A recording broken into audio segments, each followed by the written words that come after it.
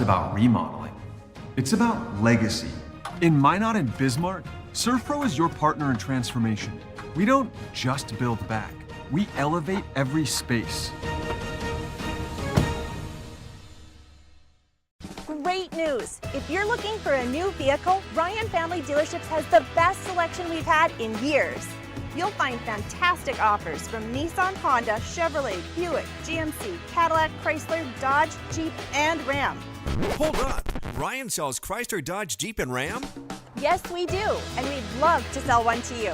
Visit one of our 5 convenient locations in Minot and Williston. Get your next vehicle from a name you know and trust. Ryan Family Dealership. This presentation on the PSP Network is proudly brought to you by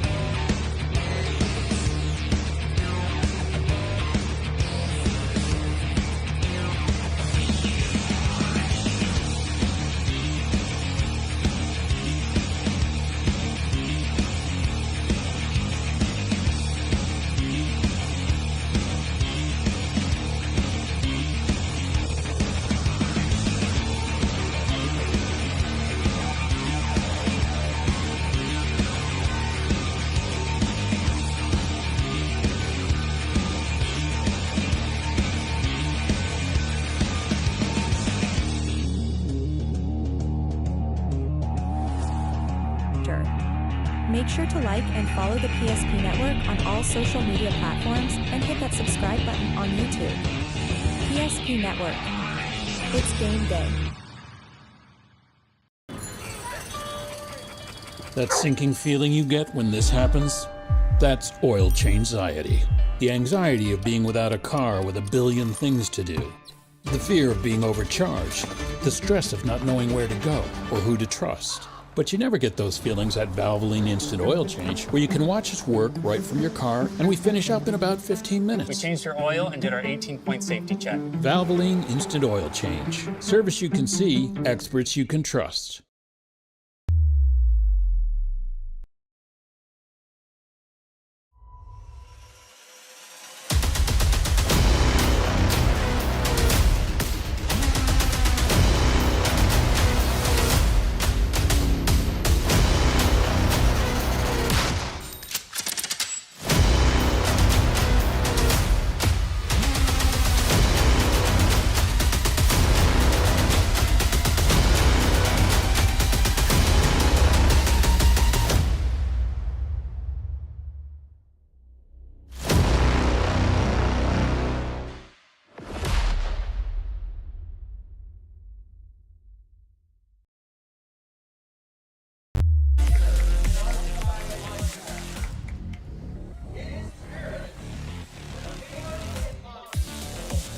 Any night is a great night for high school football, but when there's a conference championship on the line, the stakes get higher, the crowd gets bigger, the lights get a little bit brighter here at Sentinel Stadium, and that's what's on the line for the first time ever for these two teams, Valley City and Minot North. For the Highliners, it's their first and only season as a WDA member, and for Minot North, well, it's their first season ever. So who could have thought that it would come down to the Highliners and the Sentinels in a winner-take-all WDA championship game on the PSP Network? Welcome into the Valvoline Instant Oil Change pregame show with timely services that won't slow you down and no appointment needed to stay in your car, drive through oil change service. It'll take about 15 minutes at any of their locations in Minot or Bismarck. Also find out what they do online at VIOC.com. Alongside Cory, McIver, I'm Owen Patterson on the call for tonight's matchup in 2A football featuring the Highliners of Valley City and the Sentinels of Minot North. We'll just start by stating the obvious. Who could have picked this matchup for the WDA championship this year? You look at the start of the season, start of summer camp, fall camp, when practice started in early August. There's a lot of question marks with everybody.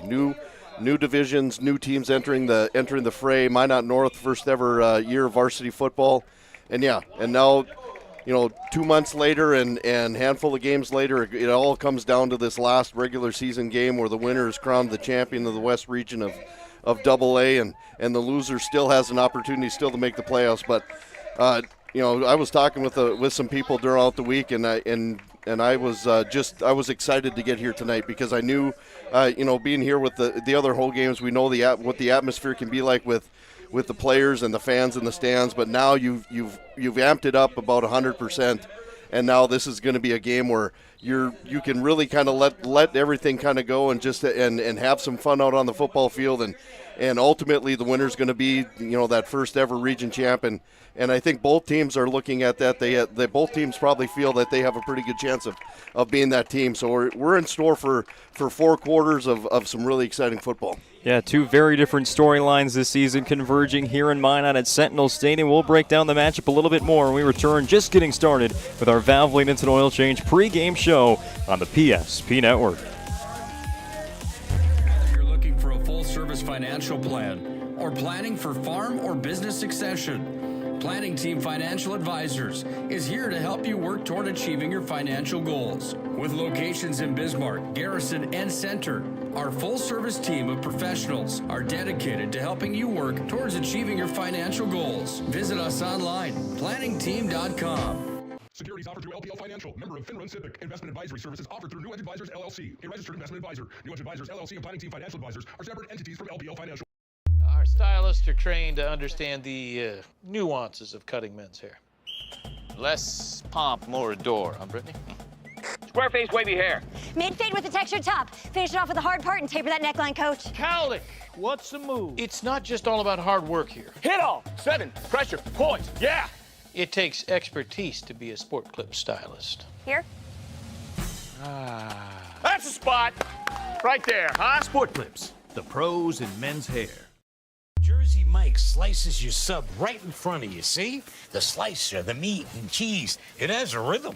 This is the rhythm of the slice. The slice. Oh, yeah. The rhythm of the slice. This is the rhythm of the slice. The slice. Oh, yeah. Order for Danny? Sliced right in front of you. It's the Jersey Mike's thing. A sub above.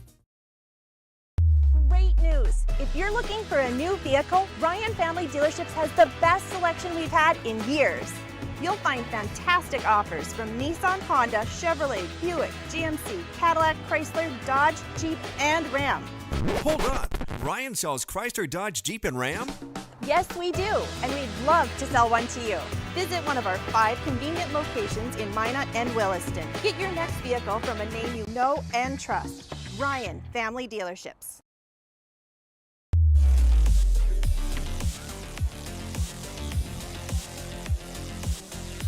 It's not only a big night of football here in Minot, well, essentially just this part of Minot. The Minot High Magicians just down the street, about to kick off elsewhere on the PSP Network tonight. They clinched the West Region Championship in the 3A class a week ago with a win on the road against Legacy. They can put together a perfect conference record tonight against the Century Patriots.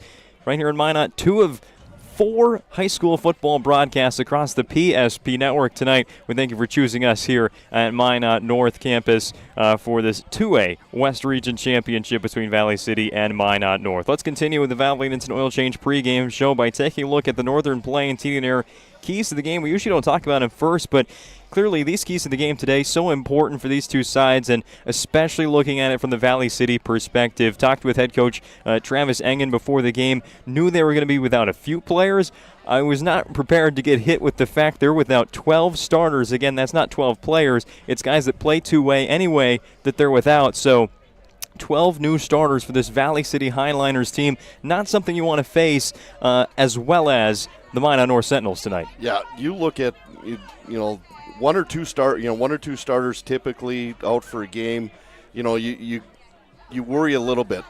Losing 12, that's huge for anybody. And the big thing, like you see on the screen there, the big thing I think Valley City is probably hoping is it stays at 12. You don't want to start losing guys in an important game like this. Yes, you want to be playing the best guys you have available, but you're still kind of worried that what's going to happen in a week or next week or in a week or two when the playoffs hit.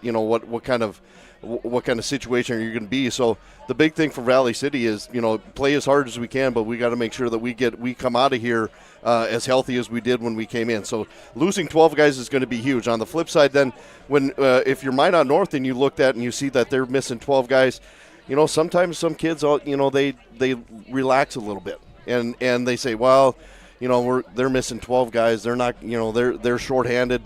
It should be, we might not, things might be a little easier for us, if we're doing something. So that's, as a coaching staff for Minot North, you have to just pull those guys aside and say, hey, here's the deal. Yeah, they're missing some key players, but that doesn't mean that it's going to be any easier for us to accomplish the goal that we want to accomplish. We still have to go out and play 4 quarters of good football.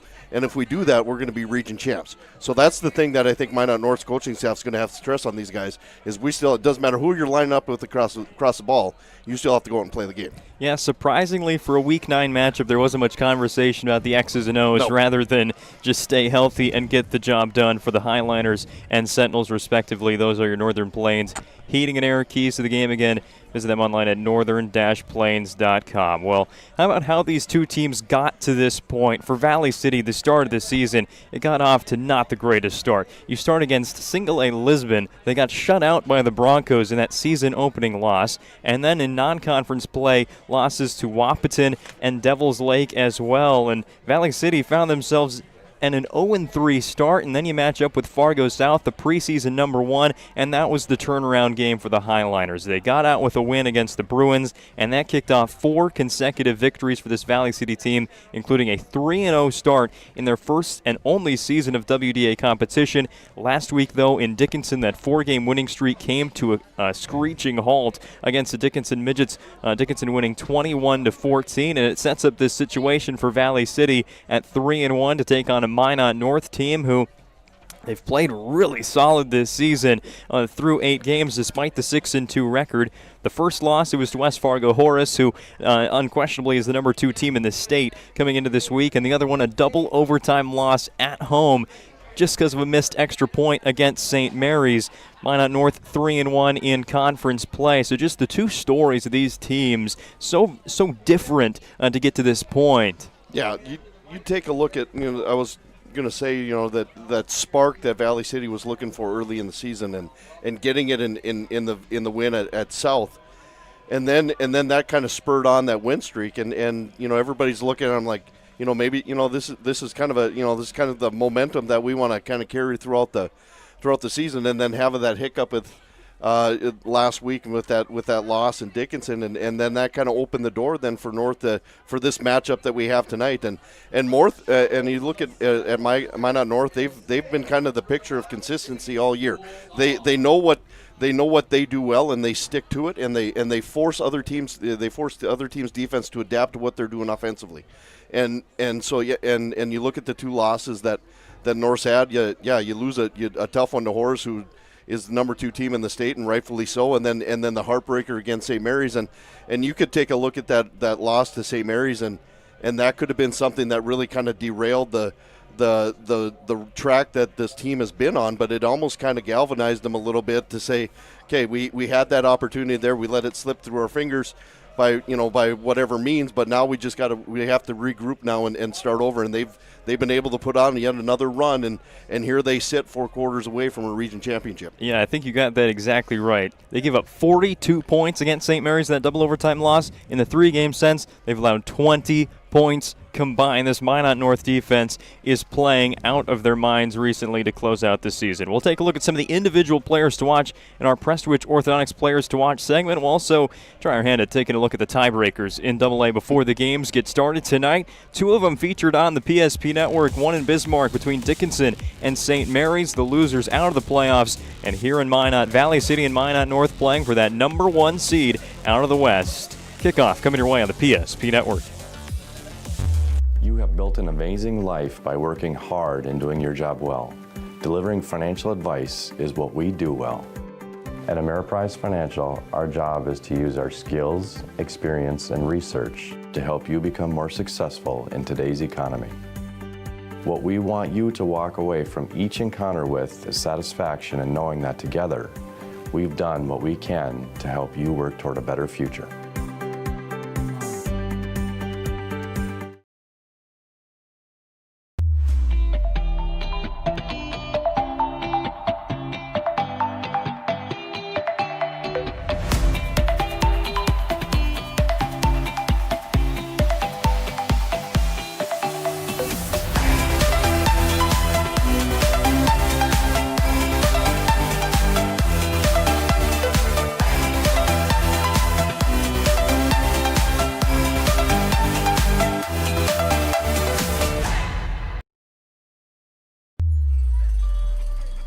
That sinking feeling you get when this happens?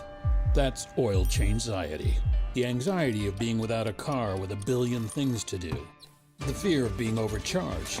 The stress of not knowing where to go or who to trust. But you never get those feelings at Valvoline Instant Oil Change, where you can watch us work right from your car, and we finish up in about 15 minutes. We changed your oil and did our 18-point safety check. Valvoline Instant Oil Change. Service you can see, experts you can trust. Shields Visa is more than just a card. It's the freedom to go. It's a gateway to explore and do more of what you love. Imagine where the Shields Visa can take you. So join us in discovering endless possibilities. Shields Visa. Together, we've got this.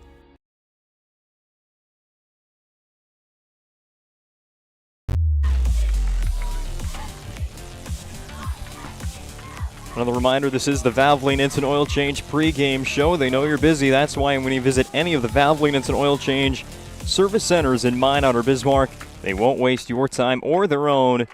Technicians can typically perform a full-service oil change in about 15 minutes. Find out what they do online at VIOC.com. Well, let's get into our Prestwich Orthodontics Players to Watch segment of the pregame show. Prestwich Orthodontics specializes in braces and Invisalign for all ages. They offer 0% financing and free consultations, virtual or in office. Enjoy professional treatment and a fun, relaxed atmosphere. Check them out at MinotBraces.com. There's so many candidates on the Valley City side for player to watch that won't be playing today. You look at their top running back statistically this season, Caden Owen. He missed last week's game against Dickinson. Starting center, who's going to be playing at Valley City State next year, Scott Rohde. He's out for this game. Could be back in the playoffs with a concussion. So why don't we just talk about the quarterbacks then? Because they've been playing some good ball this year. Senior starting quarterback for Valley City, Bryson Heck. He's already thrown for almost 1,300 yards. This is a Valley City team that has gone almost totally to an aerial attack without Owen in the lineup. Ran for just 18 yards a week ago against Dickinson. It's going to be on Heck to make the plays with his arm. Yeah, and I think you look at North. They probably have recognized that as well, and they realize that that's the guy that they're going to probably have to focus a little bit on. But get a decent pass rush on him. Maybe have a linebacker spy, just make sure he doesn't get himself out of the pocket too much. But yeah, I think you're looking at when you lose a part of your offense, you have to rely on something else, and then that you run the risk and you worry and you get in the danger of being a more one-dimensional type offense, and as long as that passing game is clicking and working, you really have no trouble. But if that starts to lack a little bit and you have trouble running the football like you did last week, it's going to be really easy for Minot North's defense to pin their ears back and come after you. And very quickly, the starting quarterback for Minot North, Braden Blickery, he has just gotten better and better each week, it seems. Last week against Jamestown, he threw for over 162 yards, 125 of which went to Josiah Jackinet. He's the big ball catcher for the Minot North Sentinels. It's time for the national anthem here at Sentinel Stadium. We'll turn it over to the public address announcer.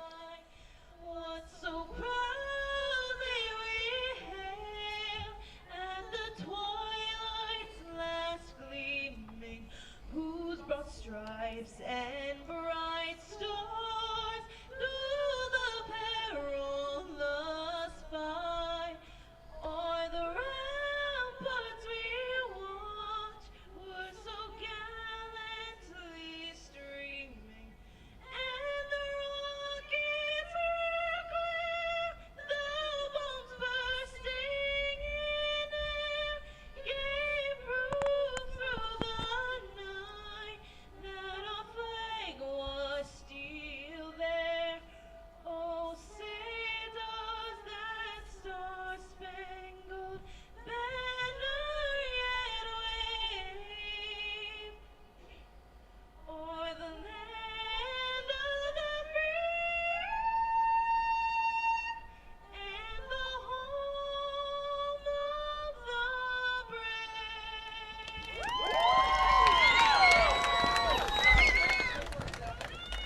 All right, let's get back to our conversation here about this Minot North offense. And Cory, it's been that combination, Blickery to Jackanet, especially recently, that has been lighting up defenses in the WDA. Yeah, you look at Minot North's offense, and they're just a conundrum for defensive coach, I can imagine, because you think, well, we got to focus so much on the run with Berg and Dedman back there in the backfield, and now all of a sudden Blickery's kind of emerged as a pretty decent two-headed monster as far as a running and passing quarterback, and then you got Jackanet running all over the football field catching the ball. So they are a headache for defensive coaches. I can only imagine the talks that coaching staff have and coaches have talks with their players on how are we going to defend North when it seems like whatever they want to do, they're having success with. And yeah, sometimes they might have to.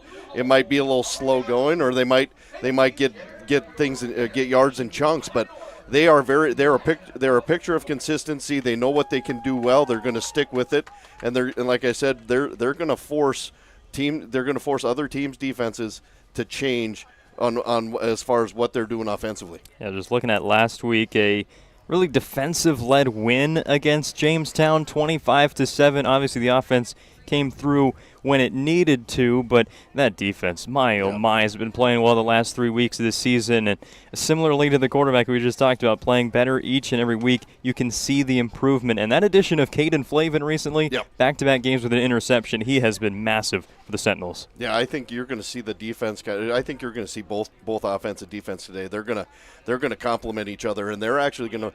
It wouldn't surprise me at all if they try to kind of maybe try to outdo one another. I mean, the offense. We know what the offense can do, and now we've seen just recently. Now the defense is like, well, hey, we can play some pretty good football too, and we're a ball hawking type of defense where we're gonna get after we're gonna get after turnovers, and then the nice thing I like to see is they cause some turnovers and they get them, and then the offense can put points on the board. That's the big thing. I think you don't see a lot with a lot of schools, a lot of high schools. They don't sometimes take advantage of getting those turnovers. Minot North takes extreme advantages of making sure they get points off of turnovers.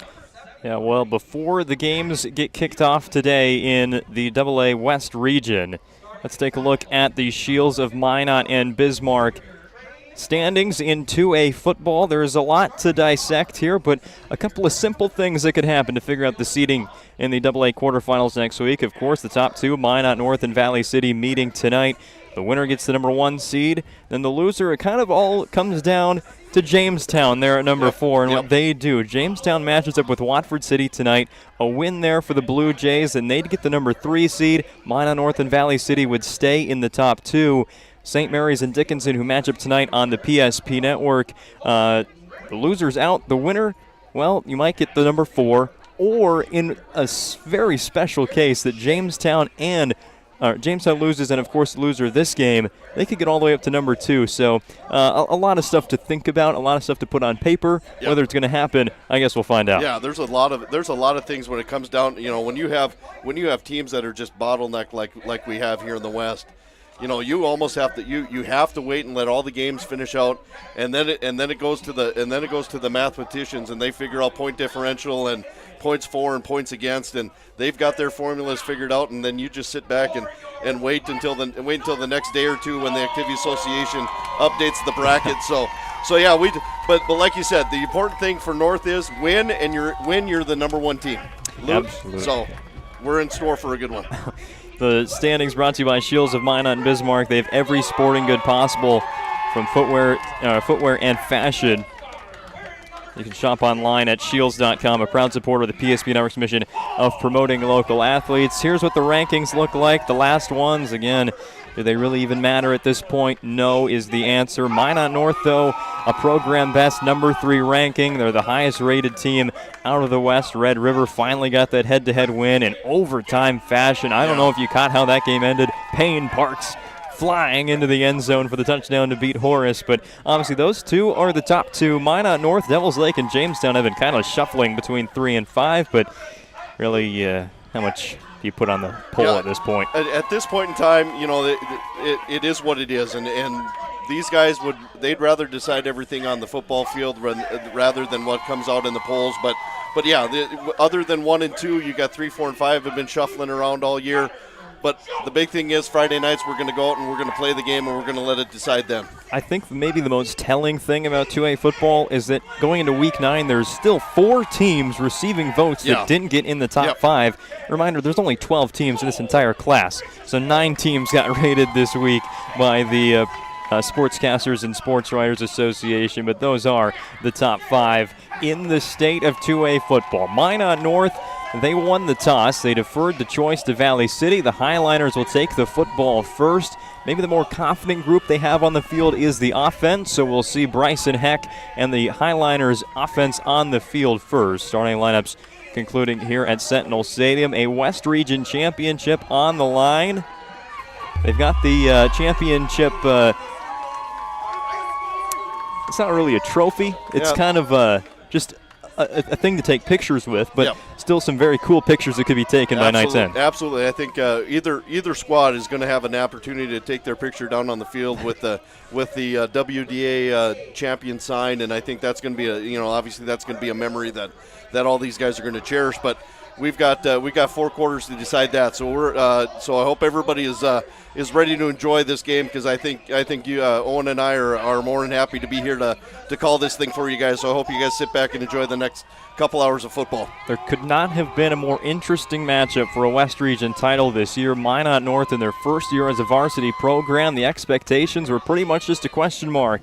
Are they good? Will there be growing pains? And they've seen consistency year-round. For Valley City, it's their first and only chance at claiming a West Region title. And with Carter Coleman running up to the football, we are underway with 2A football tonight on the PSP Network. It'll be returned from the 10-yard line, and Valley City's already in motion here. A nice return. Keeps the pile moving across the 30-yard line, setting up first down and 10 for the Highliners. Valley City is led by their second-year head coach, Travis Engen. They went 4-6 last year. They actually finished as the number 6 team in the standings in the East Region, but with the QRF ratings that determine teams still made the postseason a year ago, fell to Fargo North in the quarterfinals. Yeah, I think we're going to see a really kind of potent offense. They like to do a lot of things. They like to spread the field. They like to come in and double tight and maybe do a little shifting before the snap, more or less to see what the defense is going to do. But it looks like they're going to split out wide here and let their quarterback kind of decide what's going to go on. Yeah, a lot of it's going to be dependent on Bryson Heck's play, and he's dropping back with a pass on first down. Has a man in the middle. It's bobbled and nearly intercepted. The intended target was Corbin Powell over the middle, and I think that was Paxton Pakalak that nearly had the ball going the other way. Yeah, it was a great job. I mean, a good job by the receivers just going wide, and then he was able just to find a nice little soft zone there, went right through his hands, and yeah, Pakalak had an opportunity to interception. You got see Valley City's going no huddle here. Same formation. Is it the same play? Just about. This time it's a deep ball down the sideline to the number 1 receiver, Derek Shape, but Heck overthrows his top target, and again, Valley City looking to hurry up to the line. Yeah, that's you're going to see Valley City do a lot of that. I think the one aspect I think North is kind of struggles at times is is the secondary at times a little bit, and so Valley City look to Valley City to take advantage of that. I like that first down play where they released guys deep and they had Powell come across the middle and find that soft zone area. I expect Valley City to kind of try to exploit that a little bit more, but if that's the case, the front four of North is going to have to get a good pass rush. Derek Shape, an athlete on the near side of your screen. It'll be a third consecutive pass. Heck's going to try and take off. A flag flies right around the line of scrimmage. Heck is able to pick up 3 yards with his legs, but stop the clock. See what the penalty is. It's going against the Highliners. And now I guess the decision here, you take it and give Valley City another chance on third down, a team that averages over 20 yards per completion. So the explosive play possibility is there for the Highliners, or do you just get this to fourth down? Well, it looks like North's going to decline the penalty. Smart move there, force a fourth down and a punt, punting situation. The last thing you want to give a high potent offense is another opportunity to pick up a first down. So good job on North declining that penalty, and it's going to settle up for maybe a North punt here. Yeah, Valley City, their punt is going to look a little bit odd. Bryson Heck is the quarterback and the punter. He starts under center and then drops back, really short snap, and an angled punt toward the sideline. Flavin lets it bounce, and that will roll all the way inside the 20. What a boot by Bryson Heck.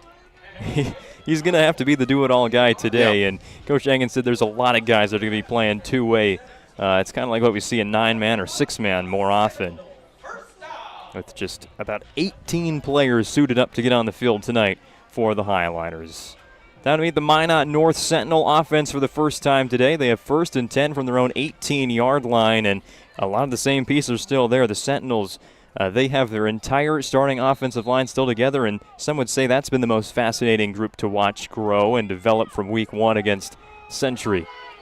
Handoff goes to Dedmond, and Dedmond's going to lean forward for a gain of 7 yards out to the 25-yard line. I think you're going to see probably a steady dose of run to start with from North. Is typically what they like to do is they like to establish the run and then catch defenses with the play action later on. Got a few too many players in motion there. It'll be an illegal procedure backing up the Sentinels, and these two teams know penalties can hurt sometimes the most. Valley City over 100 penalty yards last week against Dickinson, and we've mentioned Minot North. A couple of games have gotten a little bit kind of off schedule by those penalties, especially early on. Yeah, it's tough. When we were talking with the radio guy from Valley City when he mentioned the 100 yards, I mean, it's tough to really do anything when you have 100 yards of penalties, and even North too with kind of shooting themselves in their foot sometimes. So let's see if they can make something positive out of this penalty. Will Bentley, the tight end, goes in motion, followed by Josiah Jackinet. It'll be a handoff to Christian Dedmond, and he is flipped on that tackle. The first one there was Derek Shape from the cornerback position, and finishing off the tackle for the Highliners was Hunter Undum. And we'll get to the starting lineups here for you. For the Sentinels on the offensive line, Ethan Howie, Andres Good, Gabe Mendez, Max Hall, and Gavin McKeithen from left to right. Backs and receivers, Josiah Jackinet, Cameron Jez, Christian Dedmond, the fullback, Evan Berg, tight end Will Bentley, all around the quarterback, Braden Blickery. 4 down linemen for Valley City playing a 4-3 defense. They've shown that a few times this season. Blickery sprinting out to his right and will complete a pass for a first down. Gets just enough to move the chains to the 29-yard line. Josiah Jackinet with the catch, fittingly. Yeah, that was a good play call again. I like how North, they like to get Blickery outside the pocket and scramble. Give him that run-pass option. I know we've talked about it a lot in these home games, but yeah, when you have a mobile quarterback like that, get him out of the pocket, let him kind of decide. You got a player open, great. If not, I can tuck the ball in and I can probably pick up the first down myself. Yeah, Josiah Jackinet had 125 out of the 162 receiving yards for the Sentinels a week ago against Jamestown. Another pass by Blickery and a near interception. We'll put that one on the Ryan Family Dealerships replay. It was Shape that had to readjust to this really poorly thrown football to Will Bentley. Yeah, that was, that turned out to be, almost disastrous for North there. It kind of oversailed overshot his intended receiver, and had that defender from Valley City not slipped, we probably would have had an easy interception there. But again, you're going to have those miscues every once in a while. But now let's come back. Let's regroup here a little bit for the second down play. I formation. Valley City a little jumpy there on the line of scrimmage. A give to Denmond. Again, wrestled down.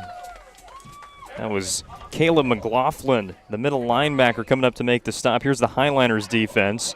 Brant Mueller, Jack Dieterle, Trey McPartlin, and Hunter Undum on the defensive line.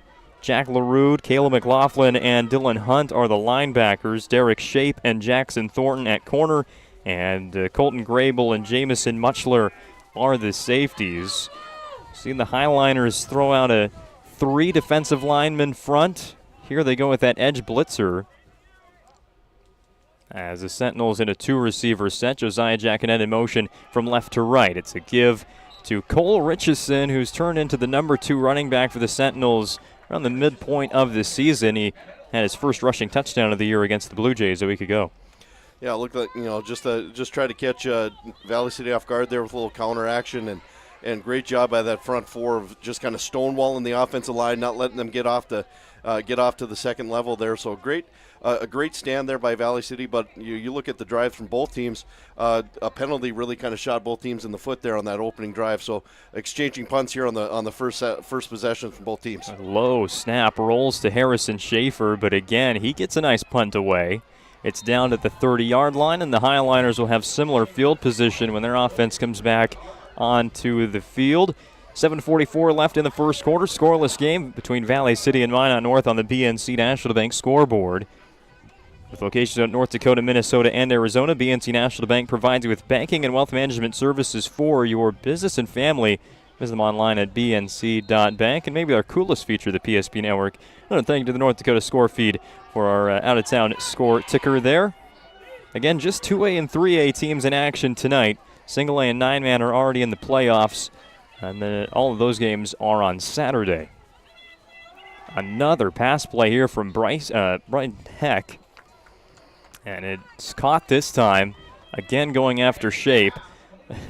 What do you think the over-under on targets for Derek Shape will be tonight? Well, I think that, the main guy, and I think eventually North is going to probably figure that out, and they're going to probably maybe try to bracket him a little bit. But yeah, we've had nothing but a steady dose of the pass game here by Valley City.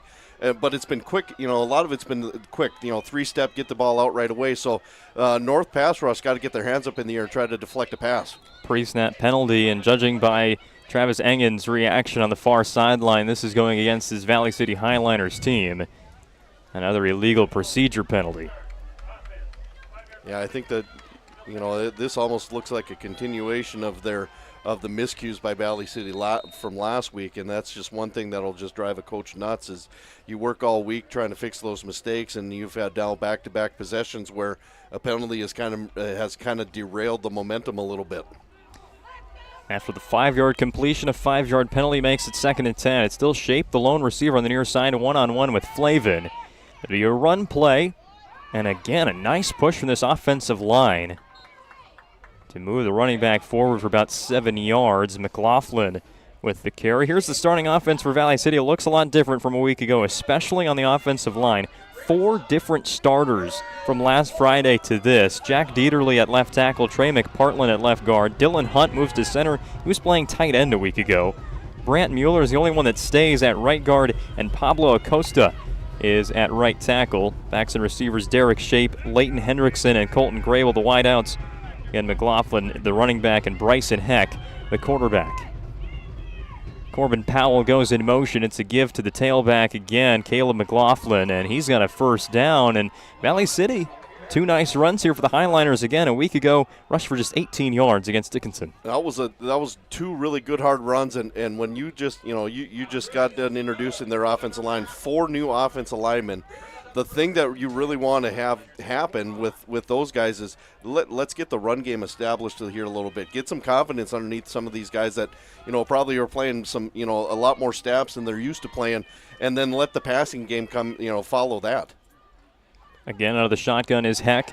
Play action, looking to this side, and again, he's got Powell right in the middle, breaks a tackle, and it takes 2 more Sentinels to bring him down. That was the play they wanted on the first play from scrimmage. Corbin Powell makes it count a second time. Yeah, I made mention that was a good play there, and again, their quarterback, he's not standing back there and letting deep routes develop. It's quick. Let's get the ball out right away. If you're a receiver, you're taking 1 or 2 steps off the line of scrimmage, and your head better be snapped back because you never know if you're going to be getting the football. Saw that play again on the Ryan Family Dealerships replay. McLaughlin, he was touched behind the line of scrimmage, but spins out of a Will Bentley tackle. That's another replay-worthy play. Yeah, that was a pretty good one. He kind of went down there and just didn't do a very good job, but had his head down a little bit, not looking up there, and just kind of was able to kind of grab the ankle a little bit. But a great job by the running back, kind of being able to spin out of that and pick up 7 yards. And this is a pretty good drive. This is the drive that I think Valley City really wanted in that first possession. They're getting it here in the second. So now Minot's got to do a little better job here of kind of cleaning up some things here on the defensive side. Can't say I've seen the spin move all that much this season. Been almost 20 high school football games already in 2024. Heck, a low throw and contested, but I think that was caught. Leighton Hendrickson, just a freshman out there with the catch. Yeah, that was a nice throw and catch, and he put that ball right where he needed to go, and the North defender did a great job of breaking on it. But you had the tight end kind of use his body to kind of block it a little bit, and the ball was low and away, and where he could only catch it, and so that was a great catch. Moved the chains, gave him another first down here, and now they're within striking distance. Into the Serve Pro Red Zone go the Valley City Highliners, 24/7 emergency service and trained technicians using advanced technology and specializing in fire and water cleanup and restoration. It's Serve Pro. Powell near the sideline, and he's driven out of bounds by Caden Flavin at the 10. It'll be 2nd down and 5 for Valley. I think you're going to see probably you're probably going to see North here doing some subs here. We had some guys run in. We had some of the bigger defensive linemen come off. And it's almost like North has got to kind of match that speed and that quickness that Valley City has on offense, and really kind of maybe drive home the fact that these defensive linemen, if you're not going to get to the quarterback, you better get your hands up in the air because he's getting rid of the ball quick. 2 receivers left, 1 to the right of Bryson Heck, as McLaughlin, the running back, on his left hip as well. Looking to the far side, now over the middle of the field, and it's nearly intercepted. Blickery with the quarterback hands there. Couldn't hang on. He did a great job of disguising that. He played off, and then as soon as the ball was snapped, he turned and took a look at and was looking at the quarterback and reading his eyes. And I don't think, I'd like to imagine that quarterback, Valley City, probably didn't see Blickery standing right there. And he was, and that was a gift interception that I know he wants back. But that was a great recognition of that. And let's see here now if North can't have a nice little 3rd down stand here. Blickery was in that window the entire time. Valley City getting a second chance here on their second possession. McLaughlin right through the middle and barrels over Pakalak for a touchdown. Valley City with the early message here in Minot. That was a great statement drive there from Valley City. Hey, we came into this game, we're heavily shorthanded. We were gonna, we're gonna focus most of the guys probably thought we were gonna focus a lot on the pass, and they were able to march down the field mainly with the run game, and now that's something now North has got kind of has to go back and try to figure out here. We need to do something a little different here defensively. How about that offensive line? Again, we'll repeat it as there's a flag down before the PAT from Bryson Heck. 4 new starters on the offensive line, but they really won that drive for Valley City. Absolutely. You told me before we went on the air that Valley City was down 12 starters, and you showed me the new depth chart, and you had 4 guys on the offensive line crossed off with guys written in, and a guy that played tight end last week that is now snapping the ball to the quarterback. I said to you before we went on the air, this is Minot North's defense is going to probably be able to pin their ears back and get after somebody, but now it's going to be a shoot match now. Trouble with the snap. It's a good thing the quarterback's the kicker. Heck, can he make a play? Just throws it blindly, and it's over the outstretched arm there of Evan Berg, and the eventual 2-point conversion is no good. But Valley City on the BNC National Bank scoreboard. First, it's Caleb McLaughlin with a 10-yard touchdown run. How would you like like to turn this into this? With Shots Crossroads Fuel to Food Reward Program, you can. Here's how it works. Pick up a fuel tracker card from any of our C-store cashiers. Every time you fill up with gasoline or diesel, use the fuel tracker card to record your gallons. Once you reach 1,000 gallons, you'll be eligible for a $10 gift card to Shots Crossroads Restaurant. Start earning your rewards today at Shots Crossroads.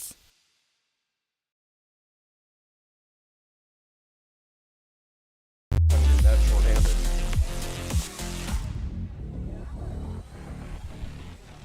.342 left in the first quarter. Valley City leading Minot North 6-0 on the BNC National Bank scoreboard. Heck with the kickoff, end over end, and taken from the 3-yard line by Caden Flavin. He has just been a ball of energy for Minot North in the return game. And that's a nice return of 27 yards for Flavin out to the 30-yard line. So Minot North, the defense couldn't hold the Highliners there on that second drive, and now you're thinking points to end this first quarter. Yeah, you're going to look here now. The North, they've got to get themselves a good, sustainable drive here, and it starts up front with this offensive line. Establish that line of scrimmage, and let's get the run game going here a little bit, and let's mix in the pass. But now Valley City's got playing with some momentum here, and so now Minot North has to kind of match it here.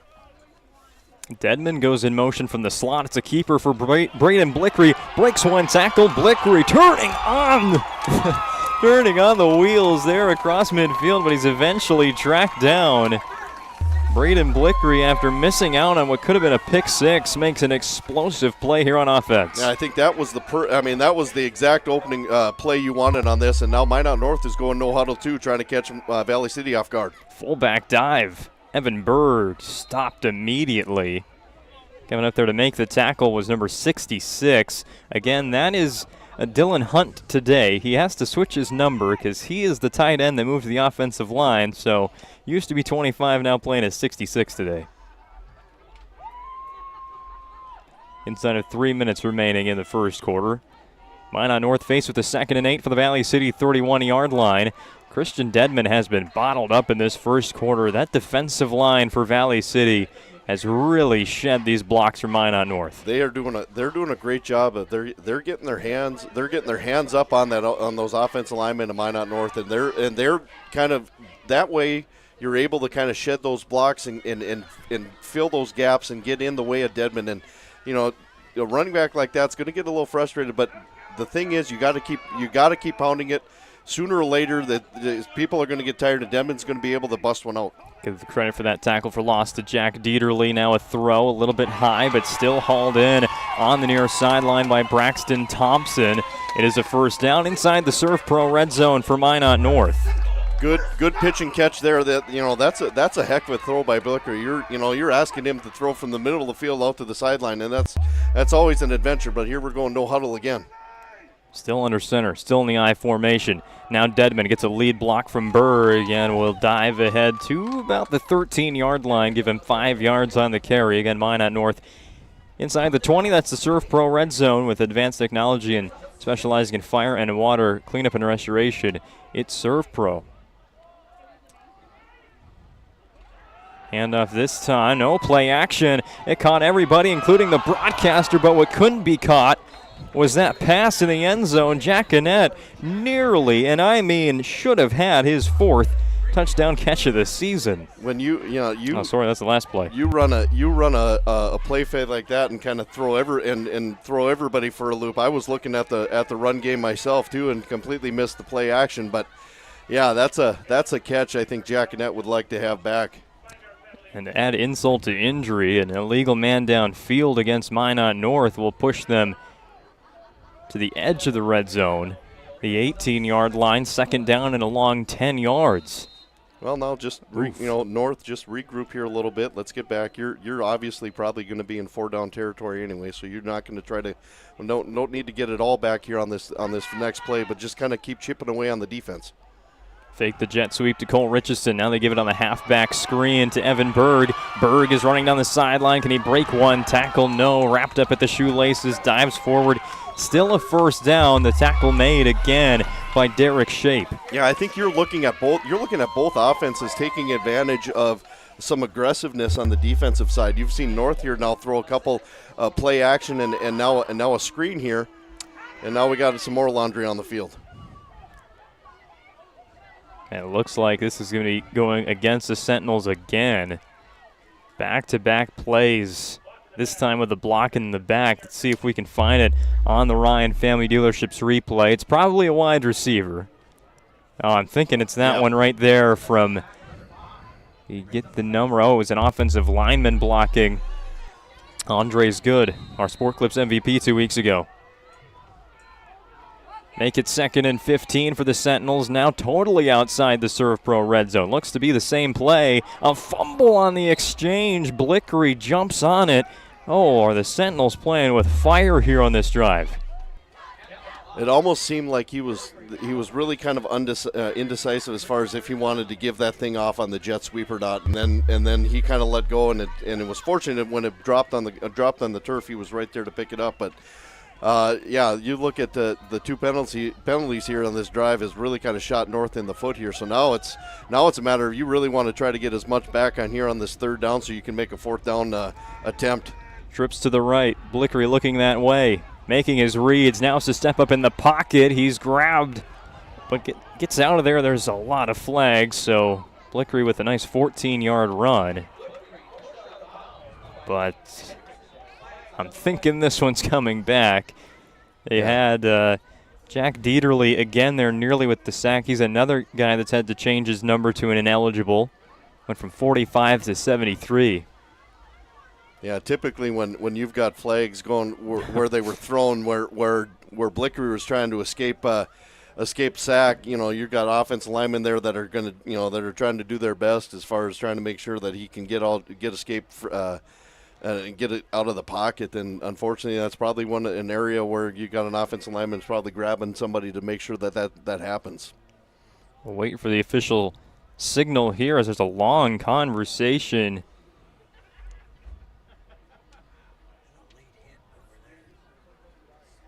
I think there could be something assessed on the end of the play as well for Valley City's defense. Yeah, it does look like there is a flag that is in the end zone.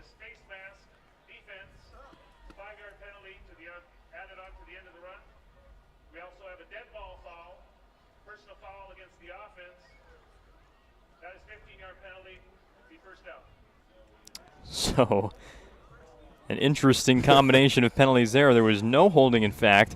The flags there in the pocket. The referee forgot to turn his mic off there. A face mask penalty against Valley City, but the unintentional kind, which gives Minot North 5 yards, and then they'll march 15 back as the Sentinels were called for a personal foul. So the Sentinels get the 1st down because of the face mask penalty. And obviously, Coach Engen, he's still having a conversation with the official on that side here. Yeah, because if it was just a 5-yard penalty, the incidental and kind, I'm thinking that was the one that was in the backfield, wouldn't it be? Huh. Yeah. Well, 1st down and 10, Minot North from the 20, even though they end up gaining just 5 yards on that play. Blickery under center. Going to hand off to Christian Dedman, running really high through the line of scrimmage. Breaks a tackle. Dedman in a race to the pylon, and he will win. Touchdown, Minot North, as they even things up with 31 seconds to go in quarter number 1. Watch it again on the Ryan Family Dealerships replay. Good hard run, and like you said, he's the one thing I've noticed with Dedman throughout the season that we've done is he does run high. And that's one thing that smaller guys can you can tackle guys when they run high a lot easier, but yeah, he runs the ball hard, and that's kind of the statement thing that North needed here after that touchdown by Valley City. Carter Coleman had a rough night in Jamestown a week ago, but he's off to a 1-for-1 start on PATs today, and that gives Minot North the lead. See the Ryan Family Dealership replay of this Christian Dedman 20-yard touchdown run again as we go to break on the PSP Network.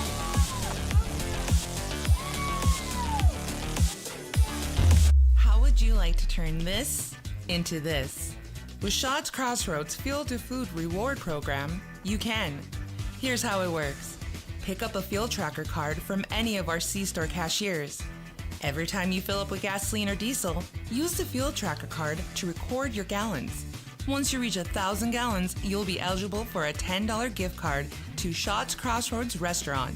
Start earning your rewards today at Shots Crossroads.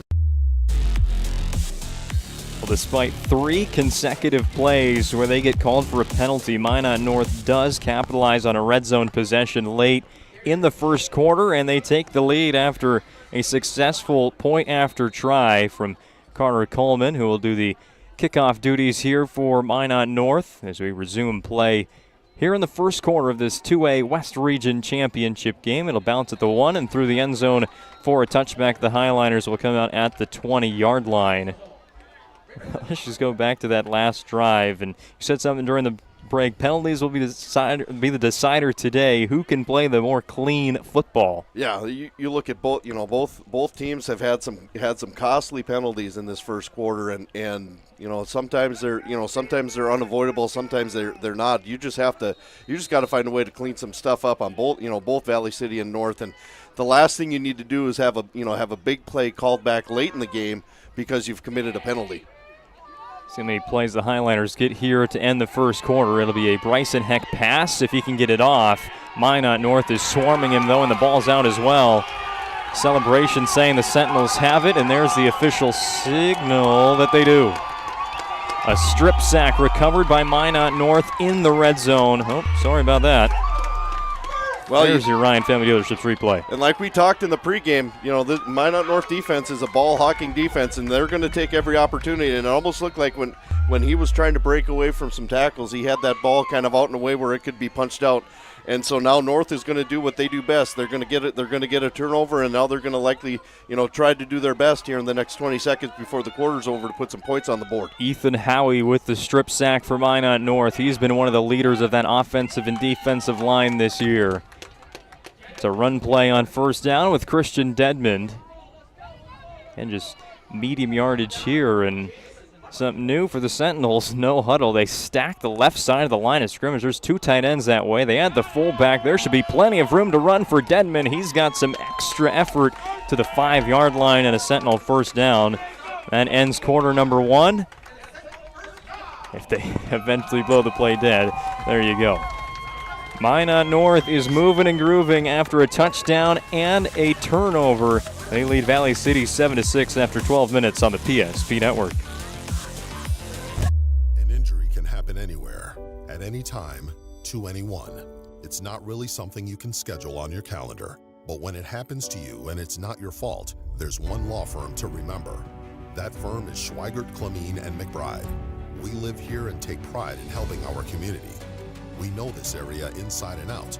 We put in the work and fight for what's right so justice can prevail for you. That is what we're all about. We're on your side. We're Schweigert, Clemene, and McBride. For decades, Nodak Insurance Company has been serving our state's residents in good times and challenging times. We come together for the greater good, from simple acts of kindness to company-wide efforts that make a difference in our community. It's who we are, rooted in North Dakota and ready to serve when it matters most. Nodak Insurance Company, agents with answers. Darren Johnson, Cody Olson, and Scott Wilkins, your agents with answers in Mandan. Minot North with the football again. And it's a first down run play from the 5-yard line. 2 yards for the fullback Berg. Sets up second and goal from the 3. Quite a first quarter of this WDA championship game. We've had a little bit of offense and a little bit of defense recently. Valley City were they trying to sub there, or they just lined up on the wrong side? No, they were. I think they were trying to make a substitution. And the guy from Valley City just kind of stopped in Minot North's backfield, and I think to avoid the penalty, I think Coach Ingen called the timeout.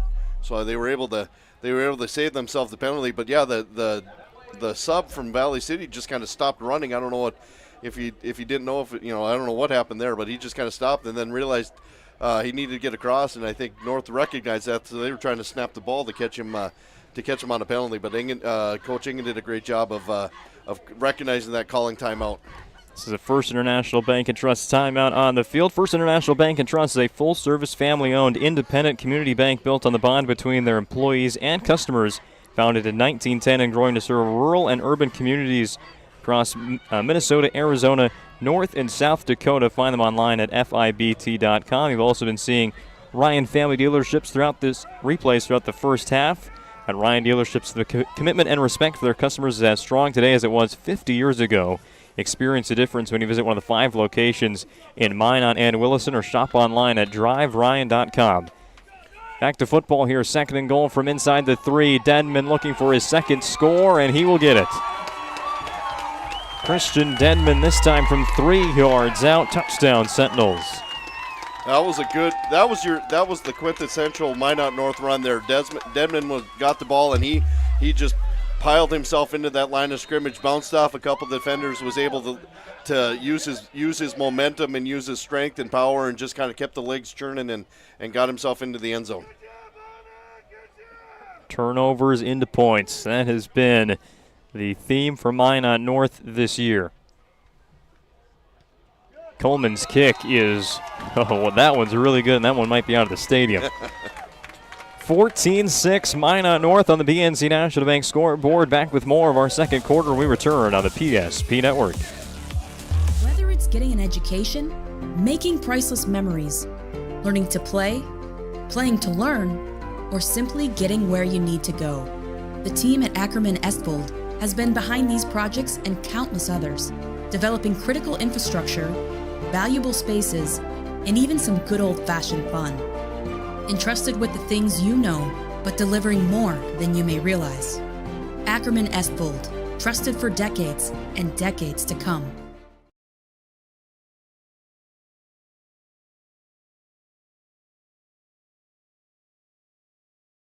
Yeah. Back at Sentinel Stadium here in Minot. 14-point swing there for Minot North. A touchdown, a takeaway, followed by a touchdown 3 plays later has put the Sentinels in the lead. Still one score. Another good return here from Derek Shape. He is one of those explosive players for Valley City. Back to the 30-yard line. 1st and 10 Highliners. And like you said, it's still a one-score game, and Valley City's like that touchdown drive, they showed everybody that they can move the ball on this makeshift offensive line that they've got. So, now North with all the momentum, now they, a big 3-and-out here for North, causing a punt would be really good for North here, but they've got to make sure they do it up front. Bryson Heck takes the shotgun snap.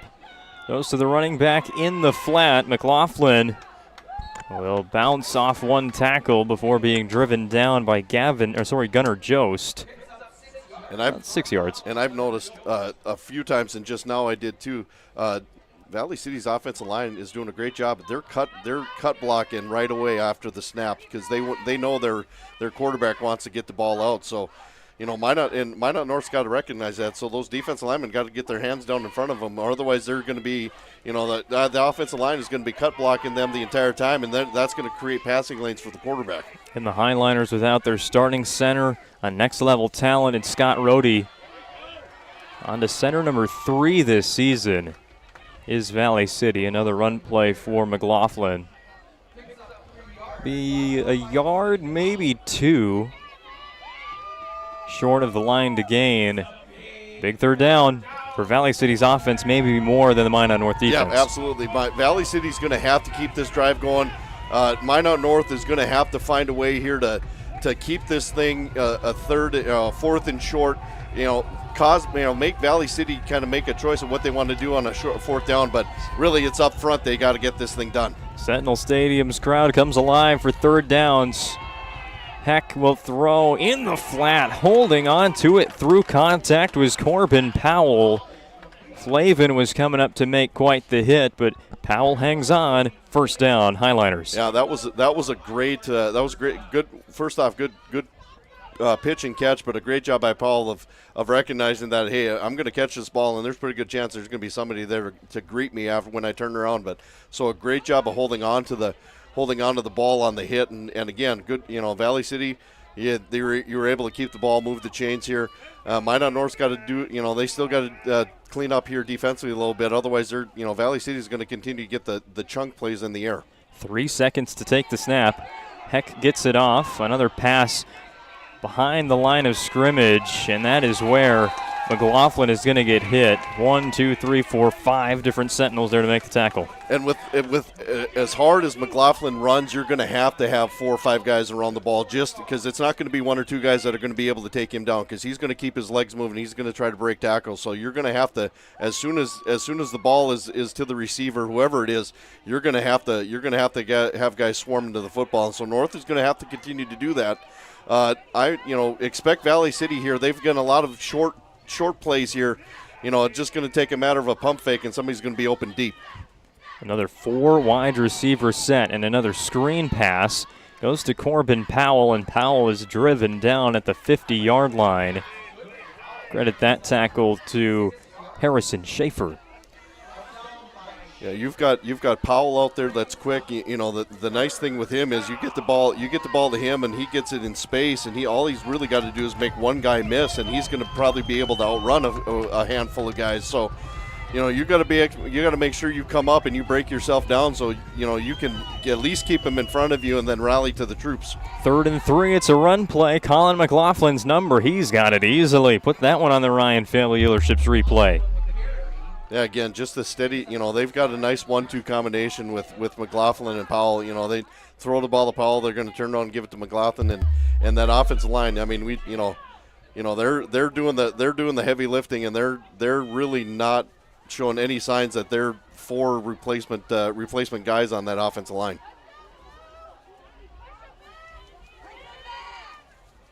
Two-by-two receivers for Bryson Heck. Steps into this long throw to Shape. Is it on target? Well, it's intercepted. There might be a pom-pom in the way, but that's an interception. Another one this season for Gunnar Jost. He did a great job of just playing center field on that, and he almost got burnt on it, because he was, the receiver was almost able to come back and make that catch. But he did a great job of keeping the receiver in front and just kind of playing the ball a little bit and going. And the big thing was he went up and got it. He didn't wait for it to come back down to him.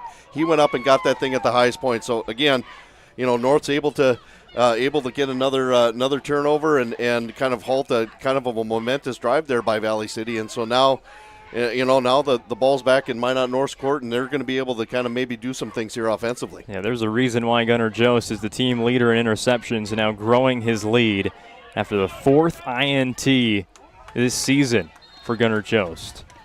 Jet sweep play for Josiah Jackinet. We have a bingo card up here as to what we're going to see from this Minot North offense. Not to say it's predictable, but there's always things you see, and a Jackinet jet sweep is something we've seen every game. Yeah, you have so many weapons offensively for North. This time it's a handoff to the traditional running back Christian Dedmond, and just keeps the legs moving. 1st down, Sentinels to the 26, and my pregame conversation with Valley City head coach Travis Eng, and he said by about the 3rd quarter, when we've got guys playing both sides of the football, every single snap, we're going to get tired. That's just how this game is going to go. It's going to be on our stamina and our want to win. There's a pass. It's going to be caught. Cameron Jez inbounds at the 33-yard line. Blickery got hit after he let it go. As I was saying, it seems Valley City has kind of gotten tired a little bit earlier than the 3rd quarter. Yeah, you credit to North is going no huddle. They're recognizing that, so they're going to go no huddle, and they're going to tire out Valley City a lot quicker than they probably want to. Handoff to Richardson. Richardson maneuvers his way for another Minot North 1st down, and as long as that momentum keeps going forward for the Sentinels, they are not going to huddle. No, they're gonna keep in the no huddle, and they're going to try to rotate these running backs out back and forth, and you're going to get the powerhouse of Dedmond, and then you're going to get the scat backs. But the thing is, they're not going to huddle up to do it. They're going to go right to the ball. Richardson again. Richardson finds a little seam in the middle of the field, and on one play, Minot North moves the sticks. Yeah, you're going to see this now. They've recognized they can do this now. They're going no huddle. You got guys in Valley City. They're got their hands on their hips and stuff. Now North is going to snap this ball as quickly as they can, and they're going to force Coach Ingen to do exactly what he did. He's going to have to burn these timeouts here in the second quarter. Second First International Bank and Trust timeout charge to the Valley City Highliners. We can barely get a Ryan Family Dealerships replay off by the time Minot North gets back to the line of scrimmage. At BNC National Bank is developing relationships. I love working with people. We've been here for over 25 years. We've grown just like our communities we're in. But we still have that personal connection with our customers. And that's why we can find the best solutions for them. It feels great seeing projects around the community and knowing we're a small part of making that happen. We're helping people buy their first homes. Plan for the future. From startups to big business. We're part of the community. And we're proud of it. Yours truly, BNC.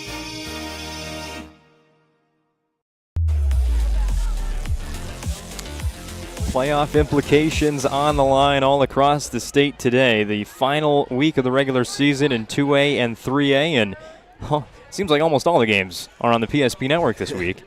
4 games tonight, 3 games tomorrow. Some scores you've been seeing rolling on the bottom of your screen thanks to North Dakota Score Feed for that, enhancing our PSP network broadcast. Minot high with a lead over Century. The Magi already know they're the 2-time defending WDA champions in the 3A class. Can their inner-city rivals on all the other surfaces and sports also claim the conference championship this season? Well, I'll tell you what, Cole Richardson sure wants that to happen. Oh yeah, that counter play. That's the same counter play that North was running in the first quarter, and they were getting like 3 or 4 yards of crack. Now they're starting to get those big chunk run plays because Valley City now they're getting tired. Play action again. Too high for even Will Bentley. Bentley stands at 6'1", but couldn't even touch that football. Yeah, I think you're going to see, the only time you're going to see Minot North's offense slow themselves is on incomplete passes or a timeout or some kind of stoppage of play. Otherwise, you're going to see North.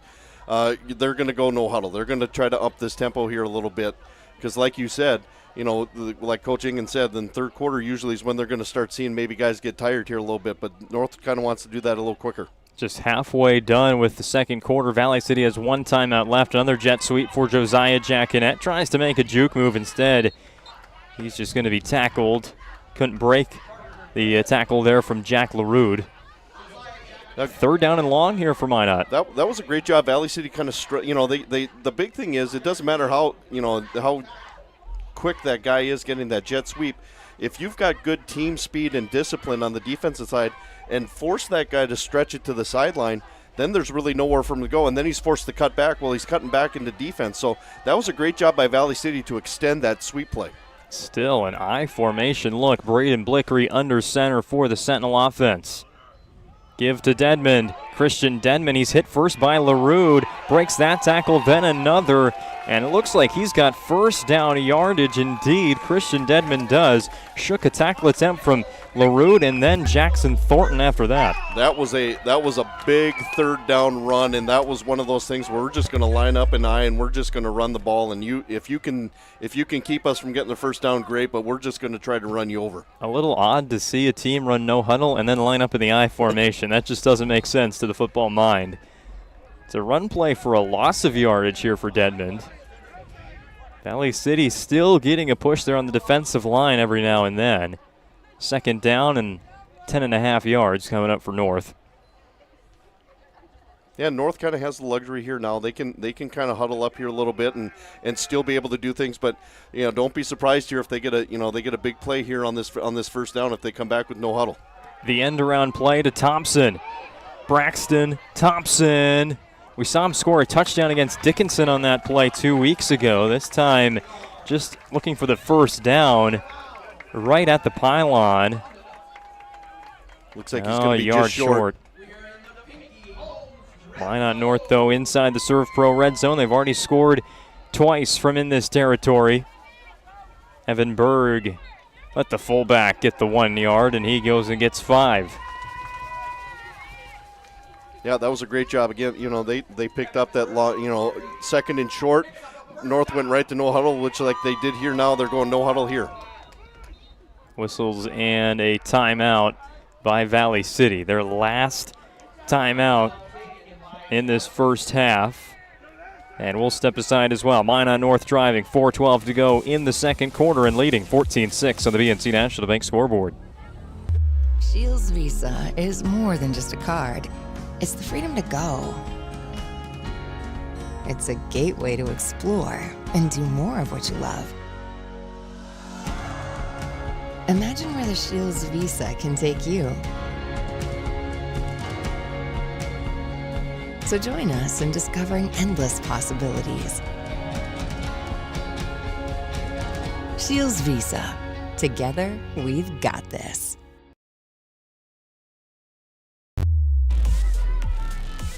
Now, nobody should take fashion advice from me, but shorts, I get it's, still 50 degrees out. It's getting cold as the night goes on. Coach Holman with the interesting choice today. Well, he's been known that's kind of his coaching style. He's going to wear shorts. It doesn't matter what temperature it is. A quarterback keeper for Braden Blickery. It's been the goal line play. How about from 5 yards this time?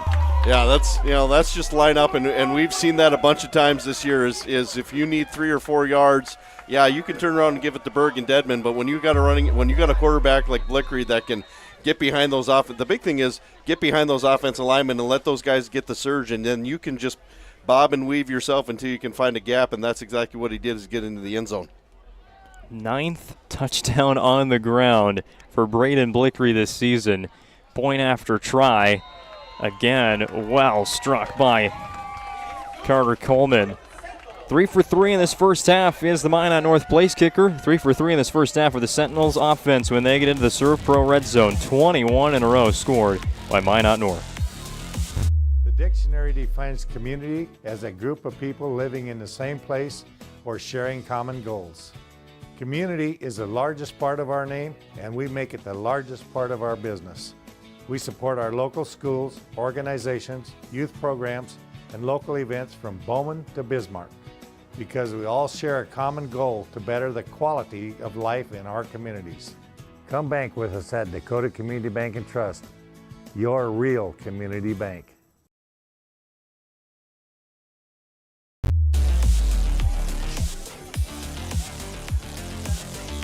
Minot North growing the lead here as the second quarter rolls on the PSP network. 21-6 on the BNC National Bank scoreboard. 4:09 before the Magic Towing halftime report. Remember their phone number at Magic Towing, 701-509-4011. Whenever you need a tow, there's no job too big or too small for Magic Towing, serving western North Dakota. Derek Shape on the kick return here for Valley City. And looking for some blocks there in the middle of the field. And, you always see those stats on ESPN. The average starting field position, yep. I think the 32 has been the average starting field position for all 4 Valley City drives. Yeah, they've done a good job of getting themselves good field position off those kickoffs. It's just now a matter of, after that first, that second possession where they were able to march down the field and get the touchdown. I'm not saying it's do or die time now for Valley City, but if they don't get something done here in this possession with 4 minutes left before halftime, and they allow North to get another points on the board, it's going to be really tough sled then. Yeah, it goes without saying Valley City needs an energy boost. Yeah. And they've got the offense that can do it too. I mean, they've shown that they can march, they can go down the field with the run, with the run and this. I like the passing attack that they have. It's short, quick hits.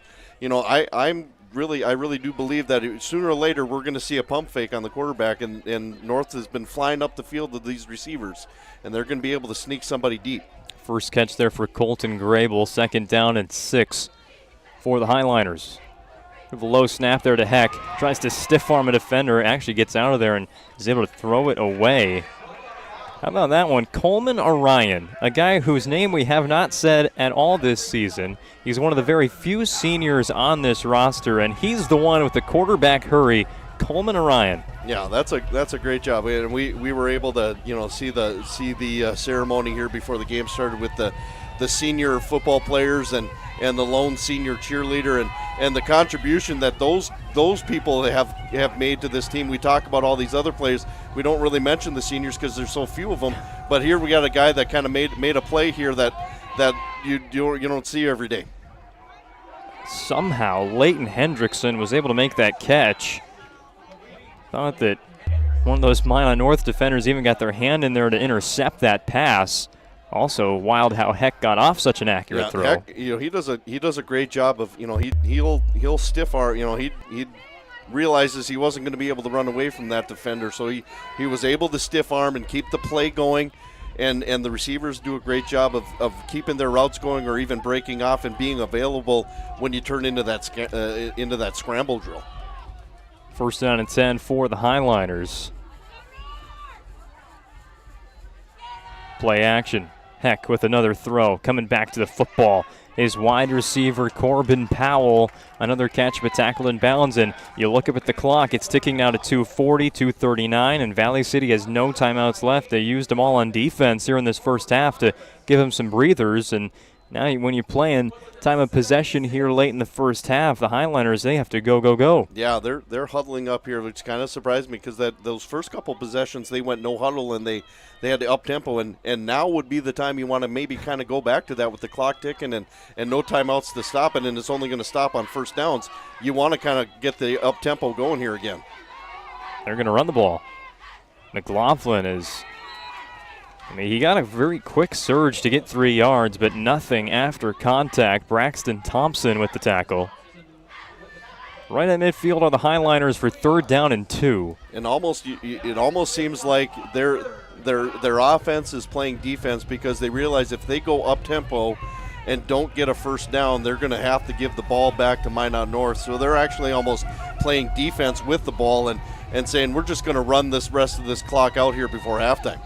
McLaughlin, can you get 2 yards? Well, he got exactly that. It'll depend on the spot. Both officials are not yet to the 48-yard line. This might be 4th and inches here for Valley. Oh, that's tough. That's the nice thing we saw there is both sideline officials came running in together and they were looking at each other and neither one of them really deviated from the line. So this is going to be a big 4th down here for Valley City. You want to pick up this first down because you want this last minute to go and get into the locker room. The last thing you want to do is give the ball back to Minot North at midfield with 3 timeouts left. Less than 60 seconds in the second quarter. 4th down and half a yard for Valley City. They go from the shotgun. We've got whistles. Could have been a delay of game here against Valley City.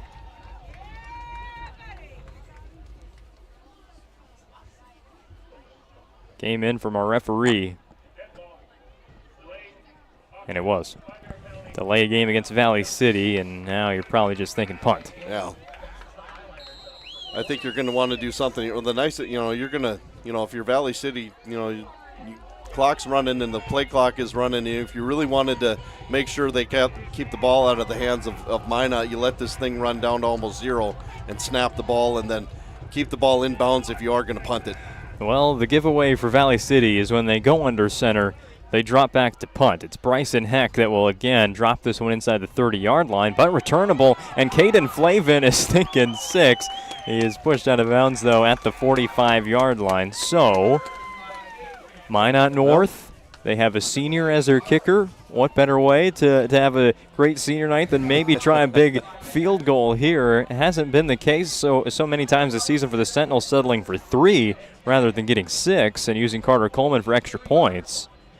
Which may be thinking that with 23 seconds left. With 23 seconds and you're at the, you're almost at the 45 with 3 timeouts. You have the option here. If you feel like you want to get Coleman a field goal opportunity, get where you need to get, but you got plenty of time to do some stuff. The quarterback draw for Braden Blickery on first down. He fumbled it, but he'll recover his own fumble, and Jacob Holman's calling the timeout right away. First International Bank and Trust timeout on the field. I'd like to take this time to remind you today's broadcast on the PSP Network is brought to you in part by Minot State University. The best way to predict your future is to create it with over 100 areas of study at Minot State. You'll earn the degree for the career you desire. Be seen, be heard by you at Minot State University. Also, Planet Pizza. There's no pizza like it. Try the Blue Buffalo or a plain cheese tonight at Planet Pizza. Call now at 701-852-1700 to place an order, serving the Magic City for over 25 years. And you worry about ball security again. That's the second time Blickery's put it on the turf today. Yeah, you kind of want to be careful. I mean, you're trying to get yourself in position where you can put some points on the board before halftime. The last thing you really want to do is cough the ball up and give it to Valley City. But so take care of the football. Get yourself the first down. Contact comes, go down right away. You know, Coach Owen has told the referee on his side that, hey, as soon as you guys blow it dead, we want to call timeout. So we're going to try to preserve as much clock as we can. 3 receivers to the wide side of the field. Blickery took that snap with his knee on the ground, but he bobbled it, so the play remains in action. Deflected up in the air again, nearly an interception for Valley City. That was Jamison Muchler on the coverage. Yeah, that had danger written all over it. You know, starting from the bad snap, and you had that many guys and 2 guys in the route. So that was a great job of the receiver becoming the defensive back, realizing he wasn't going to be able to catch the football, so he's going to have to make sure he makes a play on the ball. Now, 9 seconds, couple timeouts. If you really want to try something great, most coaches would be okay with just going into halftime, being up 21-6. Take a knee and just get in the locker room. But you've got a little bit of the options here, and looks like they're going to spread the field here and maybe just kind of throw it up and see what happens. But the big thing in it, if there's nothing there, just tuck it in and run out the last 8 seconds. Problem there with the play clock. Reset it on a game clock. So they give Minot North an extra second here. And judging by that last play, it looks like they need to get to about the 10-yard line to set up a Coleman field goal. Another draw play for Blickery. How many can he pick up here? The clock never started. Well, now they'll run off 3 seconds. It might be a little generous. But yeah, I think that was going to be, with 9 seconds, and when he took off, if there was any time left. Probably 2? I would say 2 at the most. Maybe 1 would probably be the more conservative number, but I think the officials are getting together here and discussing that, so we'll see what happens. That maybe more popular one, the Ohio State quarterback a week ago, Will Howard.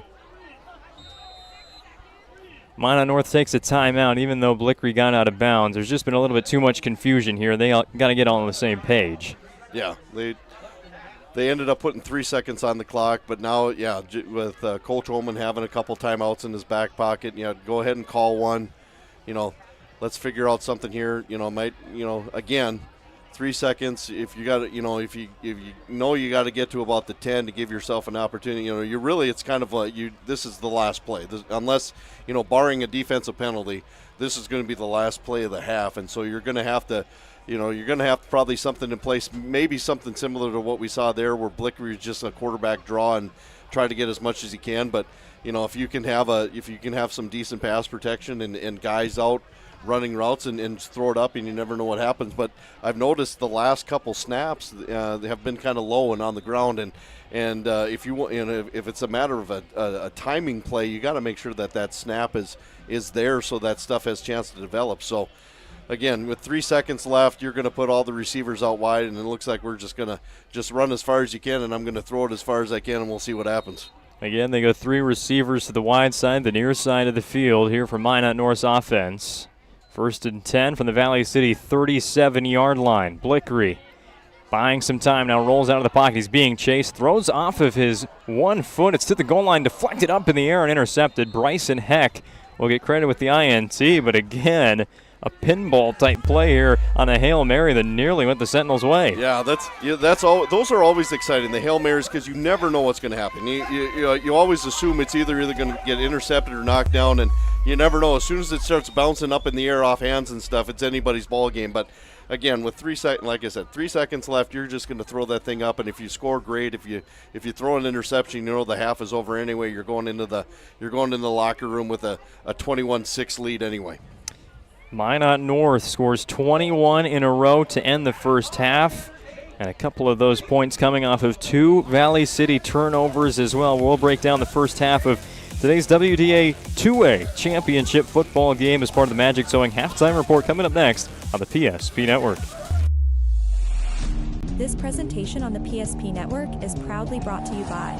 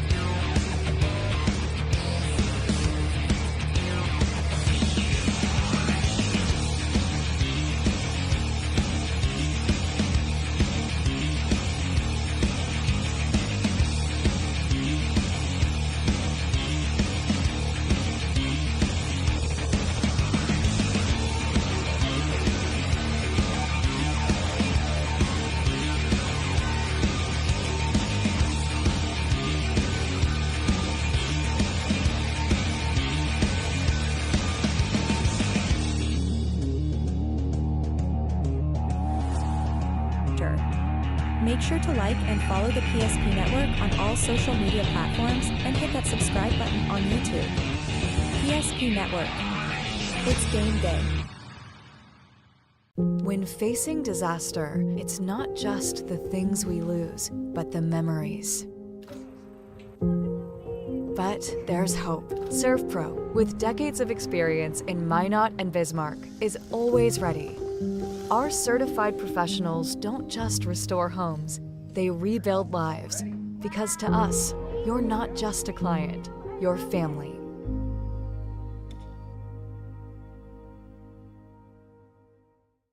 Shields Visa is more than just a card.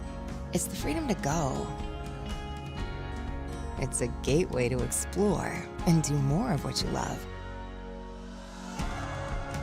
Imagine where the Shields Visa can take you.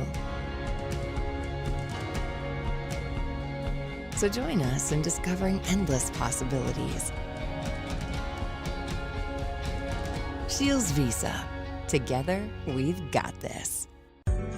Meet Gary. Gary is an ordinary guy, but right now Gary has car trouble. Gary doesn't know about magic towing. Don't be like Gary. Remember the name and the number. It's Magic Towing. We are here to help 24/7. Magic Towing in Western North Dakota. Don't be like Gary. Remember the name and the number. It's Magic Towing.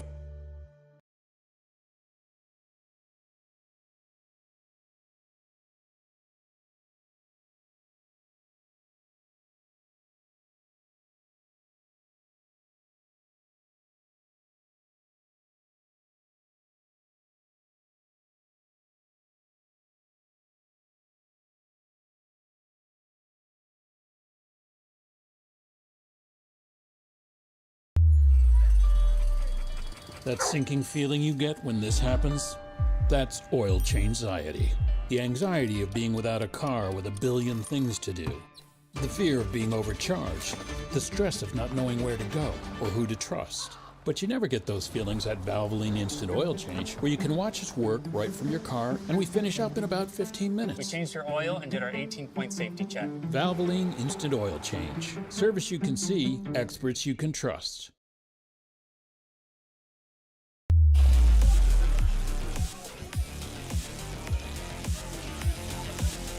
An exciting start to this 2A West Region Championship game. The winner gets the #1 seed out of the West Region in next week's Class 2A quarterfinal round. We're done with the QRF ratings that give us the 8 teams that are in. It's back to the old ways, back to how it always should have been. 4 teams from the East, 4 teams from the West. We mentioned earlier that Valley City, they were the #6 team in the East last year, still made the playoffs with that QRF format. And whether you like it in the 3A class, whether you don't like it, whether you think too many 9-man teams got into the playoffs, it's what it is, and it's all going to change next year as well. Exactly. So deal with it here in 2024. Minot North leading 21-6 over Valley City as we get into Magic Towing halftime report.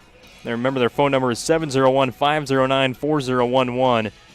There's no job too big or too small for Magic Towing, serving Western North Dakota. Again, that phone number 701-509-4011. Well, let's start this first half summary by how this game got underway. Valley City, they seem to be the team to really bring the energy today.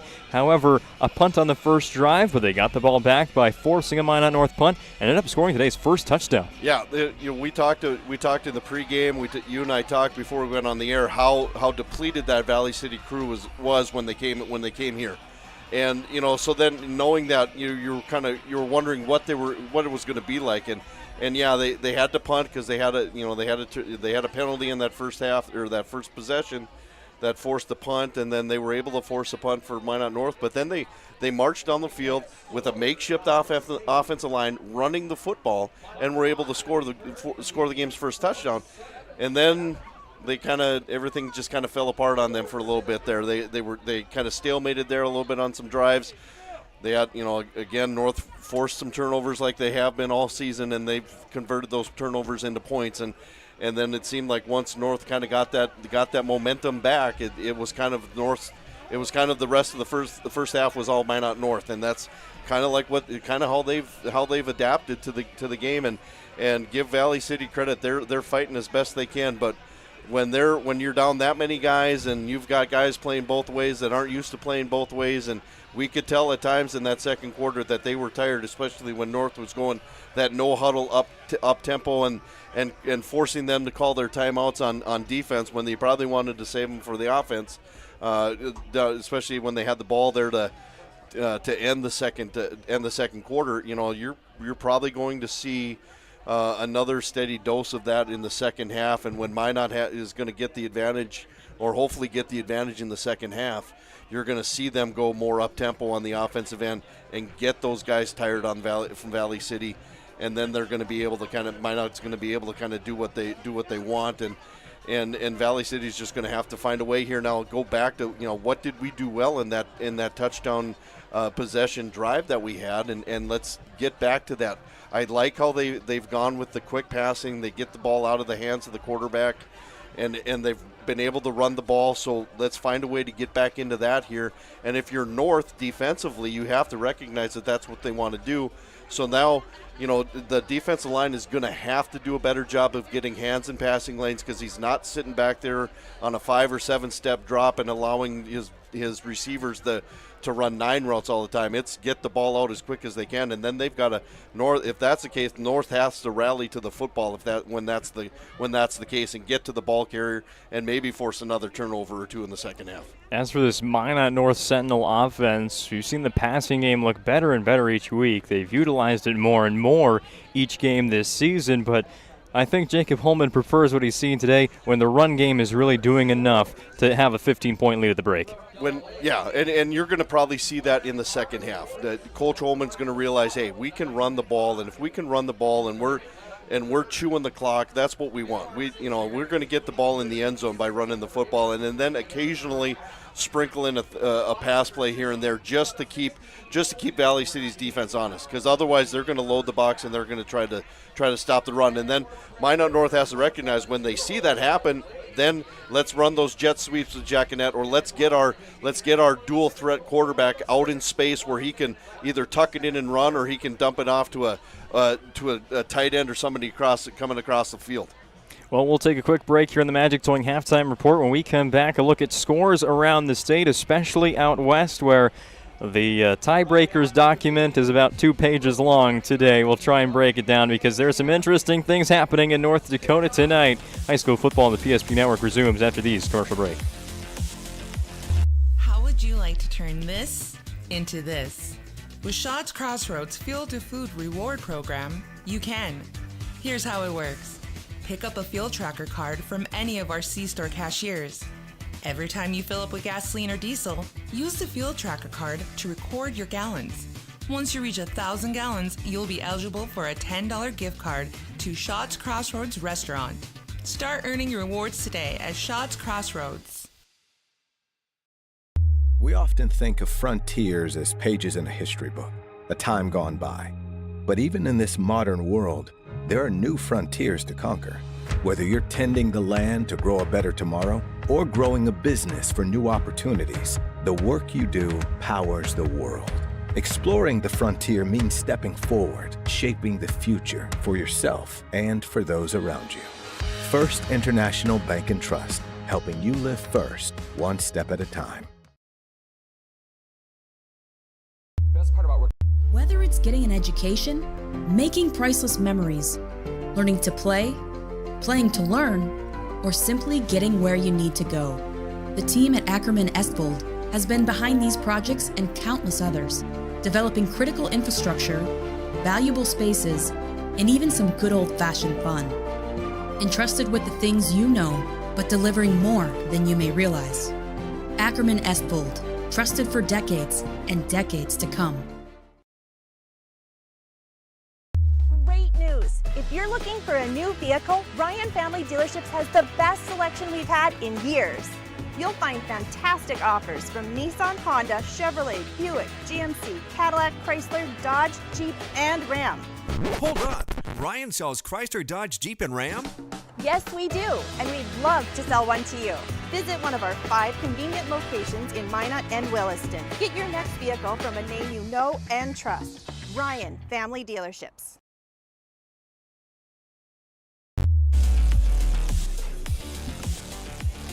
Well, the two teams here at Sentinel Stadium, Valley City and Minot North, understand this week, at least for the playoff implications are concerned, could be pretty simple. Win and you're the number 1 seed. You'll take on the number 4 out of the East on Friday at your home field in the quarterfinal round of the 2A playoffs. But a loss and some other things could really jumble some things up. So here to clear up how it's been going, we'll take a look at our BNC National Bank out-of-town scoreboard in the AA West Division. St. Mary's, an entertaining game, as they all are in AA this season. Elsewhere on the PSP Network tonight, hosting Dickinson turned a block punt into 3 points right before the intermission. St. Mary's a 13-6 win over Dickinson. That one's an elimination game.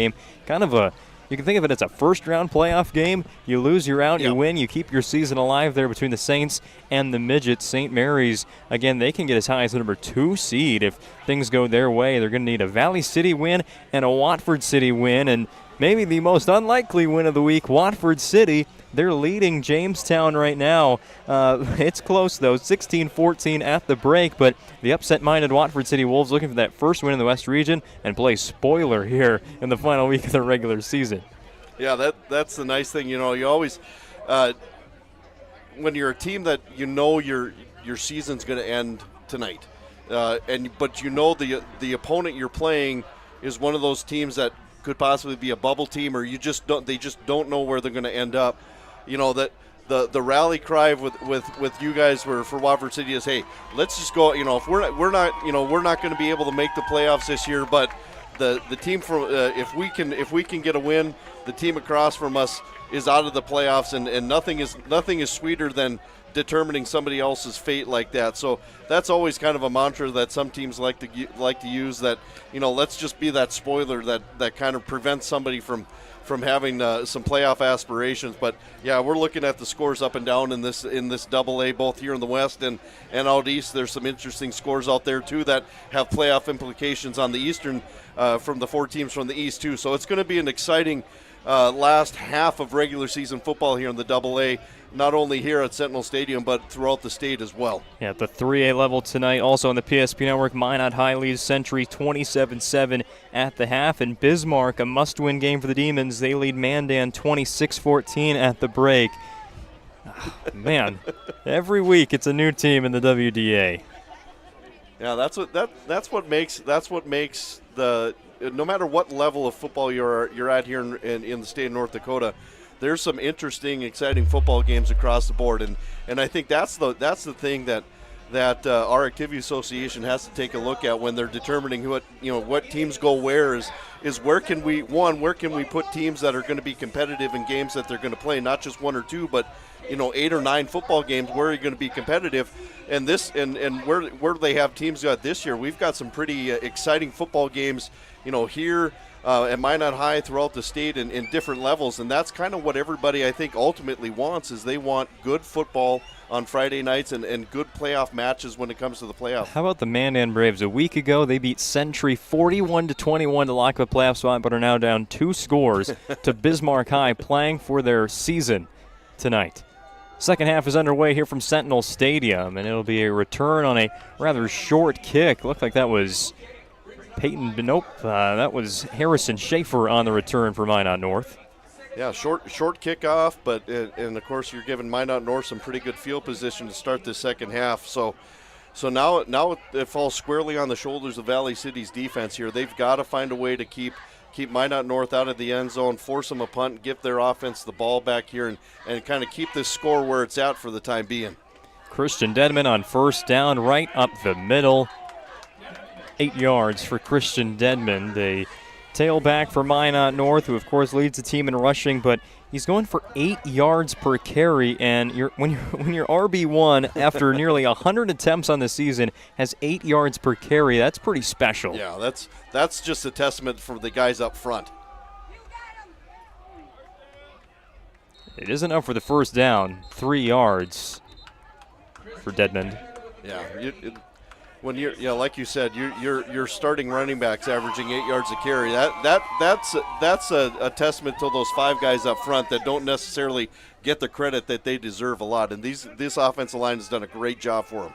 Yeah, I'd like to think we gave the offensive line enough credit by giving Andres Good an MVP award early in the season, but absolutely. Yeah, definitely not enough. Howie, Good, Mendez, Hall, McKeithen, a couple more have been rotating in there as well for the Sentinels. And you ask anybody around this program, that has been the most fun group to watch from week 1 now to week 9. And like you said at the beginning of the broadcast, these 5 guys have played all season long. They're, knock on wood, there hasn't been injuries that have kept them out of, maybe a handful of snaps all game. But, when you have guys that can do that, that's going to be pretty good. So you have Tyler Steele in there at right tackle, but here's a wide open pass, which should have been routine, but it's always those plays that give you the most trouble. Braxton Thompson, what are we doing here? Oh man, I tell you what, that's a sickening feeling. I've been on both ends of that one. I've thrown passes to guys that are open that drop, and I've dropped passes like that, and that is not a. That had 6 points right there because he was able to get behind everybody because everybody was so focused on the botch snap there that everybody kind of got caught looking in the backfield, and he was able to sneak behind everybody, and that was a guaranteed 6 points, and I know he wants another shot at redemption after that one. Well, Thompson's going to have to wait a little bit. He's standing on the sideline right now. Another low snap to Blickery, and that halfback screen pass batted out of the air by Trey McPartland. The snaps have that's been low every time recently. If there's been one, if there's one thing that we can look at as far as being something that just hasn't been right for Minot North's offense, it's been that exchange with that shotgun snap, and if it's not perfect, it throws everything off because everything is timed off that snap. It just seems. Maybe just a saying, but defensive line, they always get a better jump when the snap is bad. Yeah. That was a pretty good punt. Takes a Valley City bounce and will be down at the 24-yard line. Cameron Jez made his way down the field. Got some work here on the center. It's kind of taking some time there, and he and Blickery are getting together, and Blickery's kind of showing them where the snap's at so they can kind of work at making some improvement there. So that's a great job of center and quarterback getting together and saying, hey, here's we need to work on some stuff here, and Blickery, to his credit, he's not over there chewing out his center. He's working with them because they want to make sure they get this thing down because playoffs are around the corner. You want to make sure that thing is at least firing on all cylinders. Yeah, it's the junior Gabe Mendez, the center. First offensive play for Valley City of the third quarter. It's a pass from Bryson Heck. There was a lot of late contact there after he let the ball go, kind of driven into the ground. And you can see Valley City kind of asking for a penalty. It was Evan Berg with the pressure. Yeah, you got to be careful. Berg did a great job. He's kind of that spying linebacker. He was kind of making sure Heck was going to throw the ball and he wasn't going to scramble. But then you got to realize that once the ball is thrown, you've got to be careful because you've got the white hat there watching that to make sure that there isn't any excess of stuff. And if there's anything that's closely resembling that, Valley City sideline is gonna make them watch that a little bit closely. I don't want to bring up any anything about professional football recently, but quarterback penalties have sure been a topic of conversation. Again, Heck is hit. There's a penalty flag down behind the play. Yeah, I think you're gonna get one of those linemen from Valley City on a hold. It was a pretty good 2-point takedown, but I think unfortunately we're not quite into wrestling season yet. But yeah, unfortunately you're going to get a holding penalty. Valley City going to back them up, and now again these penalties that have kind of plagued them for the last couple of weeks is just kind of creeping in again. So. You're just going to have to find a way if you're Valley City here to try to overcome that a little bit. It's going to be, it's going to be second and extremely long, and the big thing is here, get as many yards here as you can here on this second down play. So, a couple new players in for Minot North here on this early third quarter possession. We have Maxim Hall at nose tackle and Marlon Singleton at corner. Some guys who don't usually get their names said on the PSP network. Playing here in the third quarter again of this WDA 2A football championship game. Valley City on the road, trailing by 15 points after going up 6-0 early on in the first quarter. Ball thrown behind Derek Shape. No penalty flags there. That'll bring up 4th down for Valley. You had Valley City coaching staff looking for a penalty, and I was kind of looking at that too. The defensive back from North didn't really look like he really kind of turned around to make a play on the football, and I think that was one thing the coaching staff over there in Valley City was kind of questioning a little bit. You kind of have to be a little careful when that happens. Fortunately for North, they were able to escape without a penalty here, cause a punt, and kind of at least kind of stemmed it here a little bit. So it looks like they're going to get pretty good field position as far as the punt goes. Pretty high, but not much distance on this punt from Bryson Heck. They'll use the roll to help put the Sentinels back on their own side of midfield, but 1st and 10 from the 46 for Minot North. There's some dream field position here and a drive that, just looking at what the Highliners offense has been able to produce recently, a touchdown here could probably start to put this one away. Yeah, I think the Valley City did a good job on that opening drive of the 3rd quarter, doing what they wanted, doing what they needed to do, and keep North out of the end zone and force a punt. They're going to have to do it again here. It's just a matter of, do they have the stamina to do it as the 3rd quarter continues into the 4th quarter.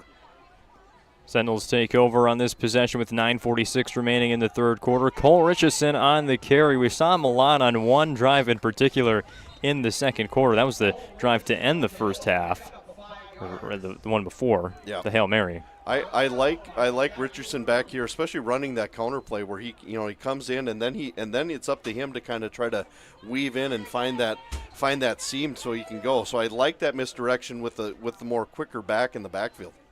Toss play to Coleman, giving him a carry on senior night. 1st down for the Sentinels. It's going to be close, but looks like Carter Coleman does have enough. Yeah, with the chains. That was a good hard run. You don't say his name very often as far as running the football, but he does run extremely hard and downhill. 3rd down and 1 inch. Coleman, right up the middle. 1st down Sentinels, that time a lot more clear. Yeah, and I think he even carried a couple guys along the way toward the end there too. But again, it's just a nice mix of weapons that Minot North has. They go again to the fullback, Evan Berg, and he's stopped immediately. Looked like McLaughlin, the blitzing middle linebacker, got there initially for Valley City. And again, we're seeing North start to go a little no huddle here, just kind of sprinkling it in every once in a while. Again, after maybe a big play or a first down get there, they're rushing up to the line and they're getting ready to go. And now they can come back and huddle here, burn the clock a little bit. We had the clock is running. The clock's your friend. Kind of sprinkle in that no huddle when you want to, but you kind of dictate how this second half is going to go. 2 receivers split out wide. They're both to the near side. It's going to be a pass play. Jackanet down the middle of the field. They want him. It's overthrown, and Cameron Jez was running the same spot as well. Kind of hard to figure out who was the intended target there on that pass from Braden Blickery. Yeah, I give Blickery a lot of credit. He had a guy coming scot-free there and just took a shot after he threw the ball. But, yeah, you had both receivers there and just kind of over the outstretched hand of Jackanet. But a good job there kind of sprinkling in, again, 21-6 lead with the clock running. Your playbook is wide open. You can kind of take a look and see what you want to do here. That was your one shot, and now you've got, you're probably sitting 4 down territory anyway. You got 2 plays to pick up 8 yards. Christian Denman in motion. Blickery with the keeper. They kind of collided with each other in the backfield, but Blickery's able to break that first tackle and then go to the house. Braden Blickery from 35, touchdown Minot North. That was I like that play. It was a pain. It's always a pain to try to defend because you're riding that jet sweep, and then at the last minute, your quarterback, you're pulling that thing, and everybody is flowing to that sweep, and all you need is one kick out block, and you come in right underneath that, and you're off to the races. And he bounces off one guy, and then he's running scot-free into the end zone. So great play. Good play call there by North, and like you said, touchdown there. You can pretty much maybe assume that, and of course you never really want to assume anything, but you have that opportunity here now where that could be the start of the end here for Valley City. 28-6 Minot North. Those 28 points all unanswered so far for the Sentinels. Braden Blickery gets into the end zone with his legs. Our stylists are trained to understand the nuances of cutting men's hair. Less pomp, more adore, huh, Brittany? Square face, wavy hair. Mid-fade with a textured top. Finish it off with a hard part and taper that neckline, coach. Cowlick, what's the move? It's not just all about hard work here. Hit all. 7. Pressure. Points. Yeah. It takes expertise to be a sport clip stylist. Here? That's the spot. Right there, huh? Sport Clips, the pros in men's hair. This presentation of high school football on the PSP Network, brought to you in part by the UPS store located on South Broadway in Minot, inside the Marketplace Foods Plaza. Open Monday to Friday from 8:30 to 7, and on Saturdays from 8:30 to 3. For all of your packing and shipping needs, it's the UPS store. 28-6 lead for Minot North on the BNC National Bank scoreboard. Kick return here for the Highliners. They've consistently gotten to the 30-yard line, but this time Derek Shape is tackled at the 25. 7:48 left in the third as the Highliners offense comes back on the field. They haven't scored since their second possession. That was in the midway point of quarter number 1. And it seems that Valley City has abandoned the running game, which got them that first touchdown. Yeah, I think now you're almost forced to. You hate to say it, and you hate to become a one-dimensional team, but you're almost at the point now where you're going to have to spread the field, and you're going to have to start throwing the football. So now if you're North, keep everything in front and rally to the ball on the catch. Shotgun snap for Bryson Heck, and it is a run on first down. Knew he'd see it somewhere. Caden McLaughlin. Yeah, I like the fact that they haven't completely abandoned, because they probably in the back of their minds they're probably assuming that North is thinking we're going to just throw the football, and now we're going to be a little more aggressive and maybe run out of some rushing lanes, and maybe you can, as an offense for Valley City, maybe you can catch North off guard a little bit, and you've got a strong runner in the backfield that can create some things for himself. Again, in Valley City's first conference loss a week ago against Dickinson, rushed for just 18 yards. Pass play, wide open in the middle, and surviving that big hit and holding on to the football. Colton Grable, first down for the Highliners. I think that was Jost there with the tackle. I like these receivers from Valley City. They realize that there's going to be some soft zone spots, and all they're doing is they're just running and they're sitting down in the zone, and they're letting Heck kind of find where they're at, and it's just an easy pitch and catch. And North, for their credit, they're allowing them to catch the ball in the middle of the field and just make sure you just make a tackle. Minot North get a sack right here and slow down Valley City. Well, that ball got out in about 0.4 seconds. Another catch for Colton Grable. Yeah, that was a good pitch and catch. I mean, it is. He's holding on to it long enough. I mean, just long enough to see where the receiver's at, and he's getting rid of it. He's not holding on to it. He's utilizing his what is kind of an advantage for Valley City is I'm going to get rid of the football. I'm not going to allow these Minot North guys to come at me on a pass rush. This 2x2 set has been synonymous with the Valley City Highliners tonight. Halfback screen set up for McLaughlin. Can he get out of this tackle? No. Berg hangs on, but it's a first down for Valley City. Good play call by Valley City. As defensive linemen, we teach if you don't have anybody blocking in front of you and that quarterback is dropping back for a pass, there's a pretty good chance that it's a screen. You probably could just stop and kind of find that receiver, but if you're a defensive lineman and you got any time and you have any opportunity to have a free rush at a quarterback, you like to take advantage of it. But great job by Valley City utilizing, taking the aggressiveness of Minot North and using it against them. Clock stops when they pick up the first down. It starts again as they reset the change. There's a low snap for Heck.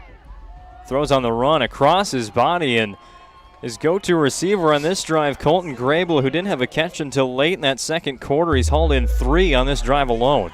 Yeah, again, just finding that soft area of the zone, and Heck is able to scramble and get out of the pocket. Minot North needs to do a little better job of staying in the rush lanes. Not, if you've got the outside contained and you have to make sure nobody gets outside you have to make sure you make more of an outside in rush lane and not try to get sucked in on the inside so much, and allowing the quarterbacks to get out of the pocket. Valley City averages 162 passing yards per game, and They've had to go pretty much strictly to the air after losing their starting running back, Caden Owen, in Week 7. Owen had 325 rushing yards through those first 7 games for 46 yards per contest. But again, he's out. So many more on the injured list for Valley City tonight. 12 positions on the field are without their regular starters. Full start against the Highliners. The new right tackle jumped. That was Jack Dieterle. And some of these jerseys have switched from last week to this. Yeah, I think Dieterle saw that outside linebacker or that D-back come up and almost kind of on a blitz a little bit and just kind of flinched a little, and that was an easy one to spot. But again, the makeshift offensive line, that's not that bad. That's not bad. That normally you're thinking with that many new guys, there's going to be a whole lot of penalties for them, but they've done a good job of being somewhat clean for the game. Second down and 15 for the Highliners. Ball at the Sentinel 32-yard line. Another open man, and again it's Grable. Jukes a little bit, but he's eventually brought down inside the 10. A red zone possession here for Valley City. The Surf Pro Red Zone, 24/7 emergency service and trained technicians using advanced technology and specializing in fire and water cleanup and restoration. It's Surf Pro. That was a great blitz pickup by the running back there. You had a linebacker coming in scot-free and did a great job of stepping in and taking that block, allowing Heck to kind of have time to throw that thing downfield. Who's going to guard Grable here? Well, it's about stopping the run now for Minot North. Still fighting for yards is Caleb McLaughlin, but he's eventually wrangled there at the 6-yard line. He runs hard. I like him. I'm impressed on how hard he runs.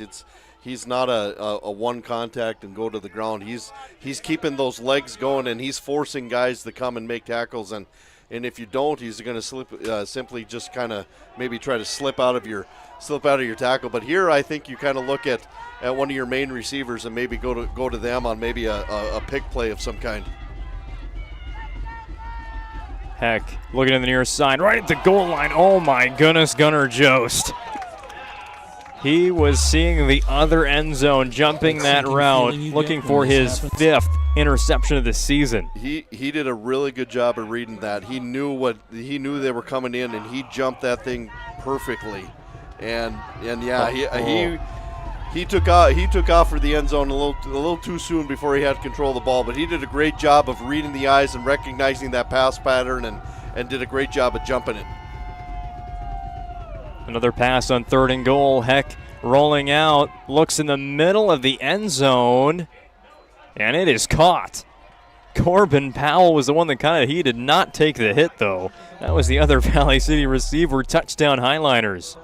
Yeah, that was a great job. We had some collapse on the right side there, allowing Heck to get out of the pocket. And then, almost like the cardinal sin where you don't want to throw back in the middle, but he did, and he was able to find his receiver that just kind of flowed with him and then just kind of sat in that nice little soft area and it just waited for that pass to come. So a good statement drive here from Valley City to kind of maybe halt some of the momentum that Minot North had. Highliners lining up to go for 2. Still a 16-point lead, so it's 2 possessions whether they get it or not. Valley City's going to get a second chance after a pass interference. He's going to get called against Cole Richardson. Yeah, that's one of the harder things as a defensive back you have to do is play defense for more than like the 3 or 4 seconds. And when it starts to go like that, and then you got receivers being a little creative as far as breaking off routes and going, and then the natural thing is to kind of maybe reach out and try to grab a little bit or get over the back a little too soon, and that kind of is exactly kind of what happened there.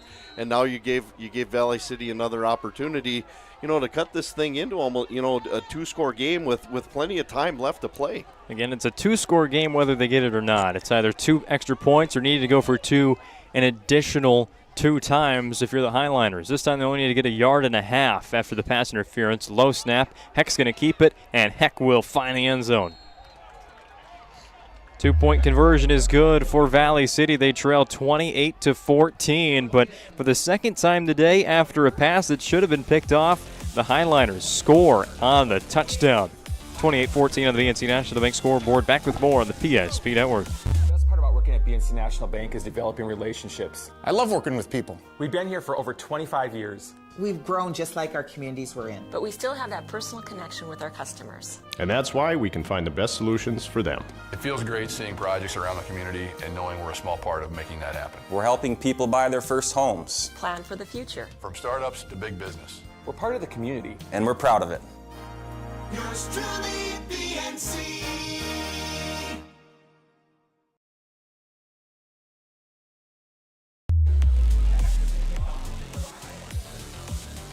Oh, Caleb McLaughlin has done a lot of work today. They're on your screen for Valley City. He has been the one and only running back for the Highliners tonight. Had a touchdown earlier in the game, but the second score for Valley City is through the air. And kind of in an interesting situation is Valley City as a program. This is their one and only season as AA West Region participants. They've been playing out of the EDC the past so many years. Flavin, you got to pick this up, man. You got to pick this up. Okay, he does.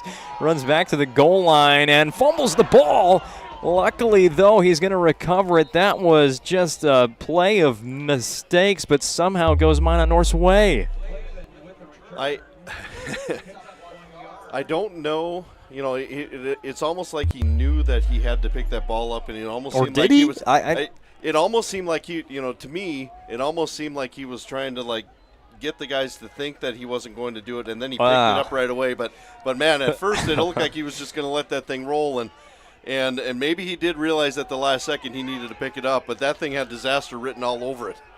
So Minot North starts from the 4-yard line, and they fumble it again, and this time the Highliners have it. Eventually it was going to catch up to Minot North on that drive.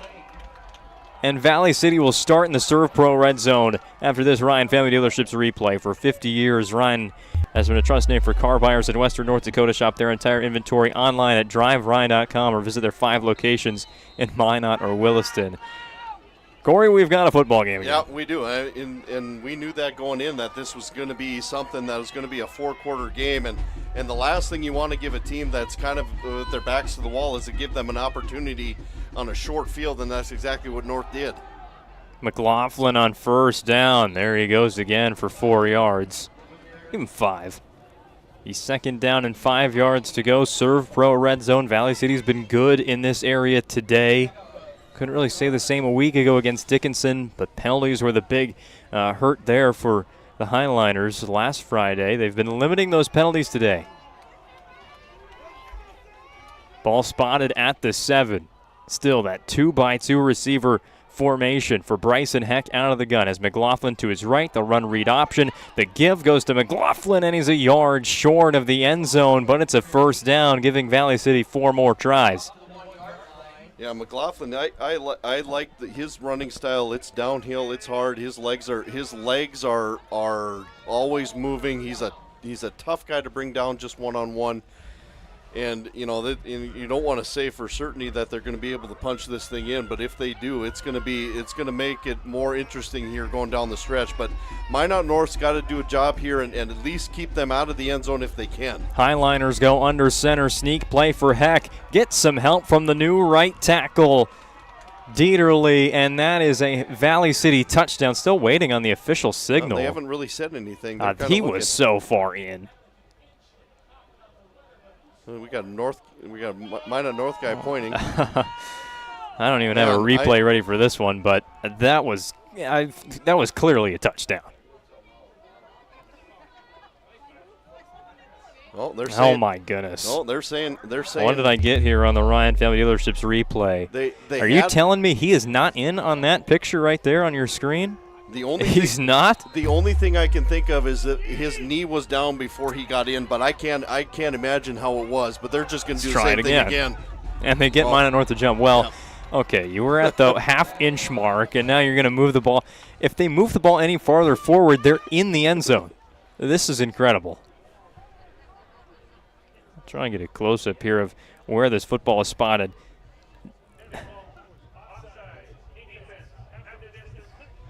Half the distance of what? Look at this, Cory. You're telling me no part of the football is in the end zone right now. Inside a minute left in the third quarter, and Heck will get his touchdown. There we go. It just took a few extra seconds and one extra push from the offensive line. Heck lost his shoe as well, but that's a Valley City touchdown. Well, that was a definite drastic change of events in the last 2 minutes there. You had a touchdown, and then you had a kickoff that was almost a disaster to begin with, but able to get up and then fumble and recover his own fumble, and then on the first offensive play in North had fumbles the ball, and now we got ourselves a ball game. If we didn't already, we do have one now. Heck with the extra point, and it's a 7-point ball game. Valley City, 14 in a row in quick succession. They trail Minot North 28-21 on the BNC National Bank scoreboard. Here's the Heck touchdown as we go to break. Whether you're looking for a full-service financial plan or planning for farm or business succession, Planning Team Financial Advisors is here to help you work toward achieving your financial goals. With locations in Bismarck, Garrison, and Center, our full-service team of professionals are dedicated to helping you work towards achieving your financial goals. Visit us online, planningteam.com. Securities offered through LPL Financial, member of FINRA Civic. Investment advisory services offered through New Edge Advisors, LLC, a registered investment advisor. New Edge Advisors, LLC, and Planning Team Financial Advisors are separate entities from LPL Financial.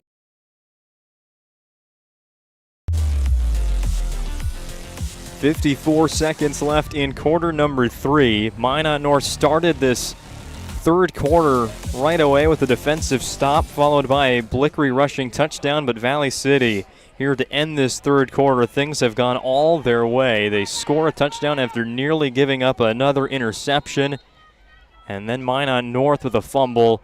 The Highliners start in the red zone, and they punch it in. It's a one-touchdown lead for the Sentinels. Caden Flavin looking for some redemption on this kickoff return. Gets all the way to the near side of the field and is tackled out of bounds at the 35-yard line. 1st and 10, Minot North.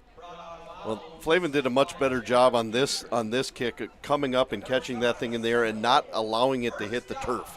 The first one he allowed to hit the turf and it skipped by him, and then that's when all the chaos ensued. Here he was able to come up and catch that thing clean and get himself a decent return and get Minot North out a ways on a decent drive here. Cole Richardson, the tailback. Richardson is in the clear if he can beat one more guy. No, tackled out of bounds. Nice pursuit there from the safety position, Jamison Muchler.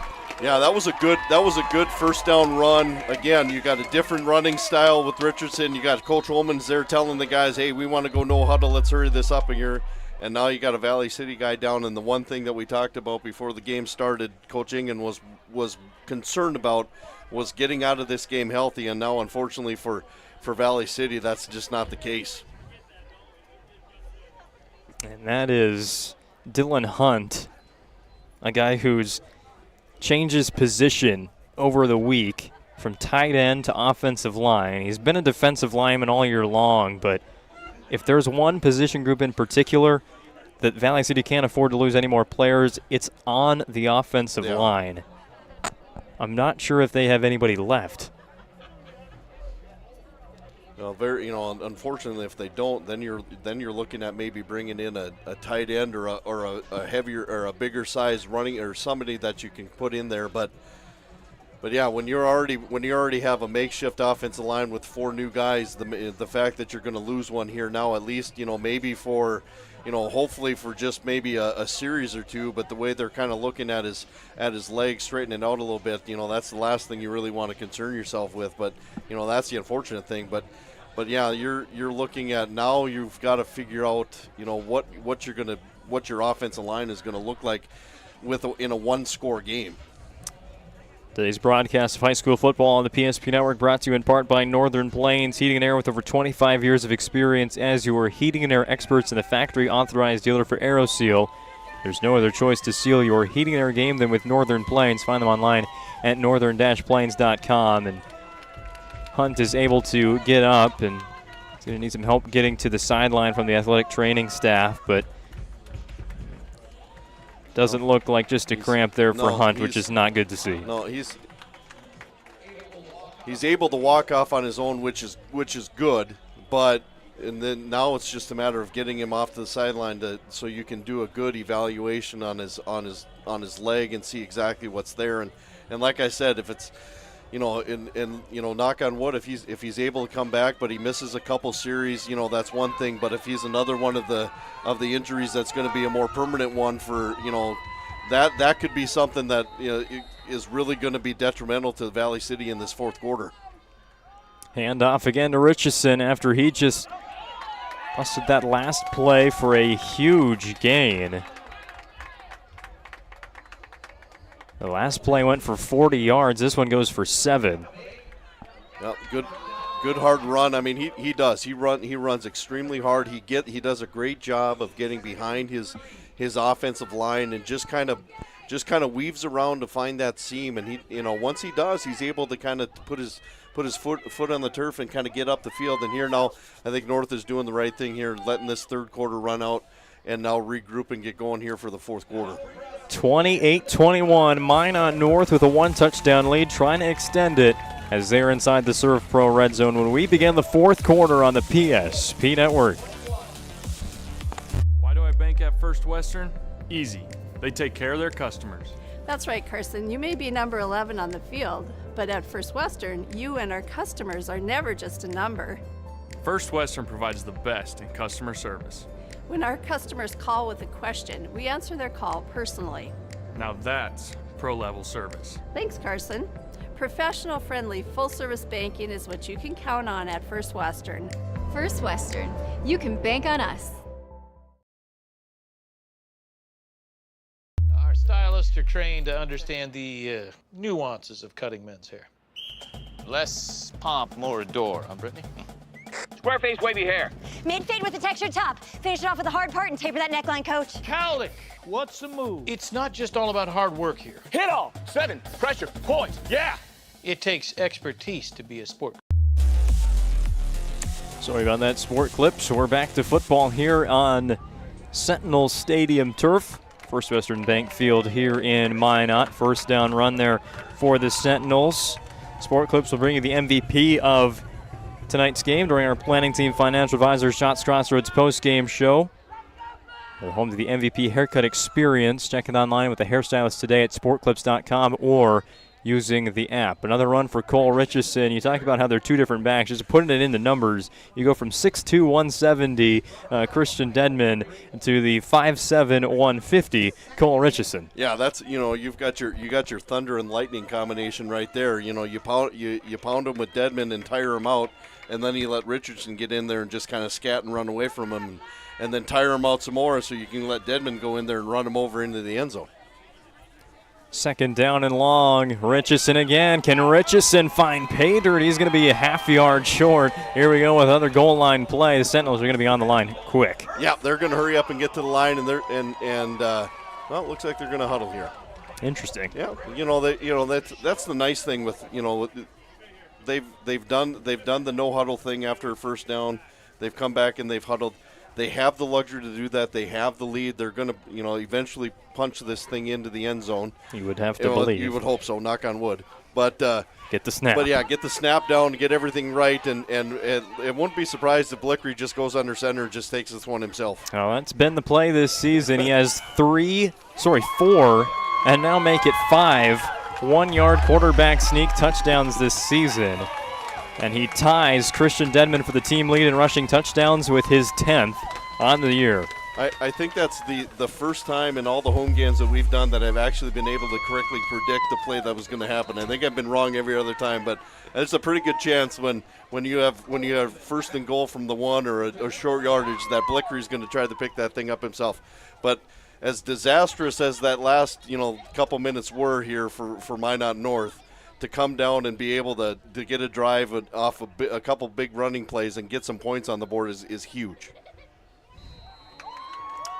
Another good PAT there for Carter Coleman. He has been perfect, 5 for 5 on those extra points.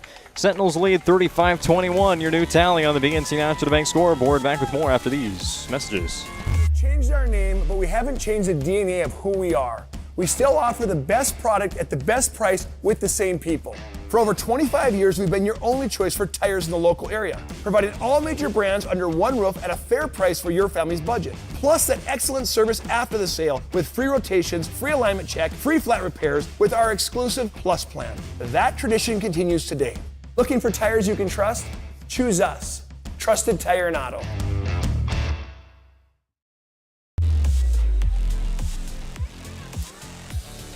Not sure we were kind of expecting a high-scoring matchup between these two teams. Just the way the AA football has gone this year, 56 points combined. We're going to have to do a little bit more research, but especially in the West, maybe the second highest scoring game behind that double overtime matchup between Minot North and St. Mary's. Very good kick from Coleman, no return. Yeah, that was, I think, keeping the ball out of the hands of Derek Shape, who hasn't gotten the ball much on offense, and maybe Valley City looks his way here on this drive. Yeah, that was a good kick by Coleman. Kick that thing out of the back of the end zone. One, it like you said, it doesn't give their best return guy a chance to get a return there, and two, it puts them back on the 20 where they've been averaging closer to the 30 or 35 in most of their possessions after a kick. Shape came into this game averaging 20 yards per catch on the season. It's been the average for the Highliners until tonight. They've gone to the really short routes, giving Heck some quick decisions to make and had to let that one go. Andre's good with the pressure, and it looks like Valley City will be able to get that one off for an incomplete pass. Yeah, that was a good pursuit there. He was actually chased by a couple guys, and Good was able to kind of keep the rush on him a little bit, force him to kind of either get rid of that thing. Otherwise, he was going to take a huge loss on a sack. 4 wide receivers, the same old here for Valley City in this second half and pretty much all game long. Heck to throw, got to get it away. It's caught by McLaughlin in the middle of the field. Trying that halfback screen again, they'll pick up 4 yards. I think now if you're North, you realize that they're going to try. I mean, obviously they're going to be trying to throw the football a lot. Get a good pass rush with the 4. Keep a linebacker in to spy on Heck on the running back or on the quarterback, and then just play really good defense around the perimeter. Rally to the football on the catch. Keep them in bounds. Sentinel crowd getting loud here for third down and medium. It's a low throw, and they're going to say it was a catch made by Colton Grable. Can we see it here on the Ryan Family Dealerships replay?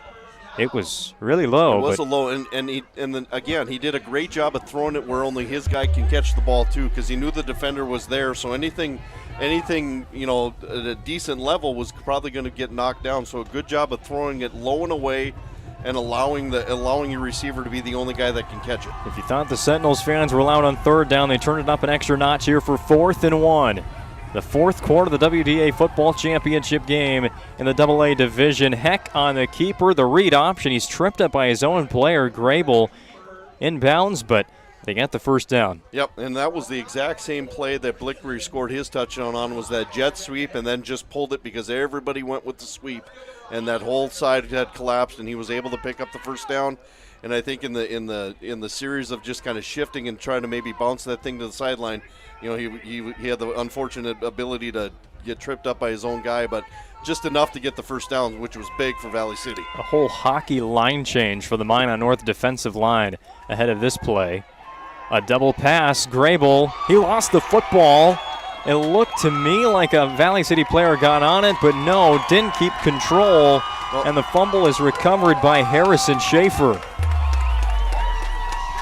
Valley City tries some trickery here, which is what they've done a lot this season.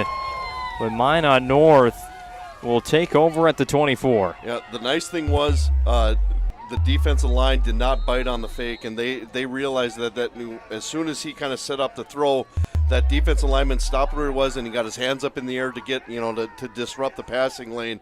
And after that, the element of surprise is over, and you could saw the result of that. A third Minot North takeaway of the game. And on the season, that is now the 19th turnover forced by the Sentinels in 9 games. Yeah, that's, unfortunately you can't have a high school football team on your fantasy football defense. I would have taken Minot North over the Minnesota Vikings defense I played last night, so that would definitely had some more points on that one. We had to bring it up. We tried to avoid it earlier in the game. We had to bring it up today. Well, you know, the pain still hurts, so I guess I just got to talk it out sometimes. First and goal, Sentinels from the 10-yard line. Give it to Dedmond. He wants that rushing touchdowns lead back. They came into the game tied, 8-8. Both Braden Blickery and Christian Dedmond have 2 rushing touchdowns today. They're back to even. Surf Pro Red Zone here for the Sentinels. 24/7 emergency service and trained technicians using advanced technology and specializing in fire and water cleanup and restoration at Serve Pro. We maybe spoke too soon when it was 28-6. And Minot North could start putting this game away, but you get to a 2-possession lead here with 7.5 remaining in the game, and we could start bringing up those conversations again. Second and goal from the 6-yard line. Dedmond wrapped up immediately. Good to see him back in the game. That was, I'm speaking of Dylan Hunt. Yeah. They gave him the 1-yard line there. Well, he did he did do a good job of, he kept his feet moving. He was able to kind of spin and almost broke out of that gap to get into the end zone. So he did do a good job of getting away from some of those tackles, and then was able to kind of leap forward a little bit or dive forward a little bit to get him down to the 1-yard line. Third down and goal. Minot North is going to let this play clock run all the way to about 3 and then snap it. Oh, they sprint up to the line. Keeper for Blickery goes off tackle. He improvises and scores a 3rd rushing touchdown of the game. Braden Blickery. Yeah, that was a great job. Normally you think the quarterback's just going to sneak up the middle, and he did a great job. He didn't even go forward. He just kind of let everybody get in front of him, and then he just snuck out off to the side because everybody collapses in, because odds are that's where the quarterback is going to go, so everybody dives into the middle, and then you're able just to kind of bounce it out to the outside. And Coleman goes 6 for 6 after he went 1 for 3 a week ago against Jamestown. It's a good snap, a good hold, and a good PAT as well. Minot North goes up 42-21. It's once again a 3-score lead on the PNC National Bank scoreboard.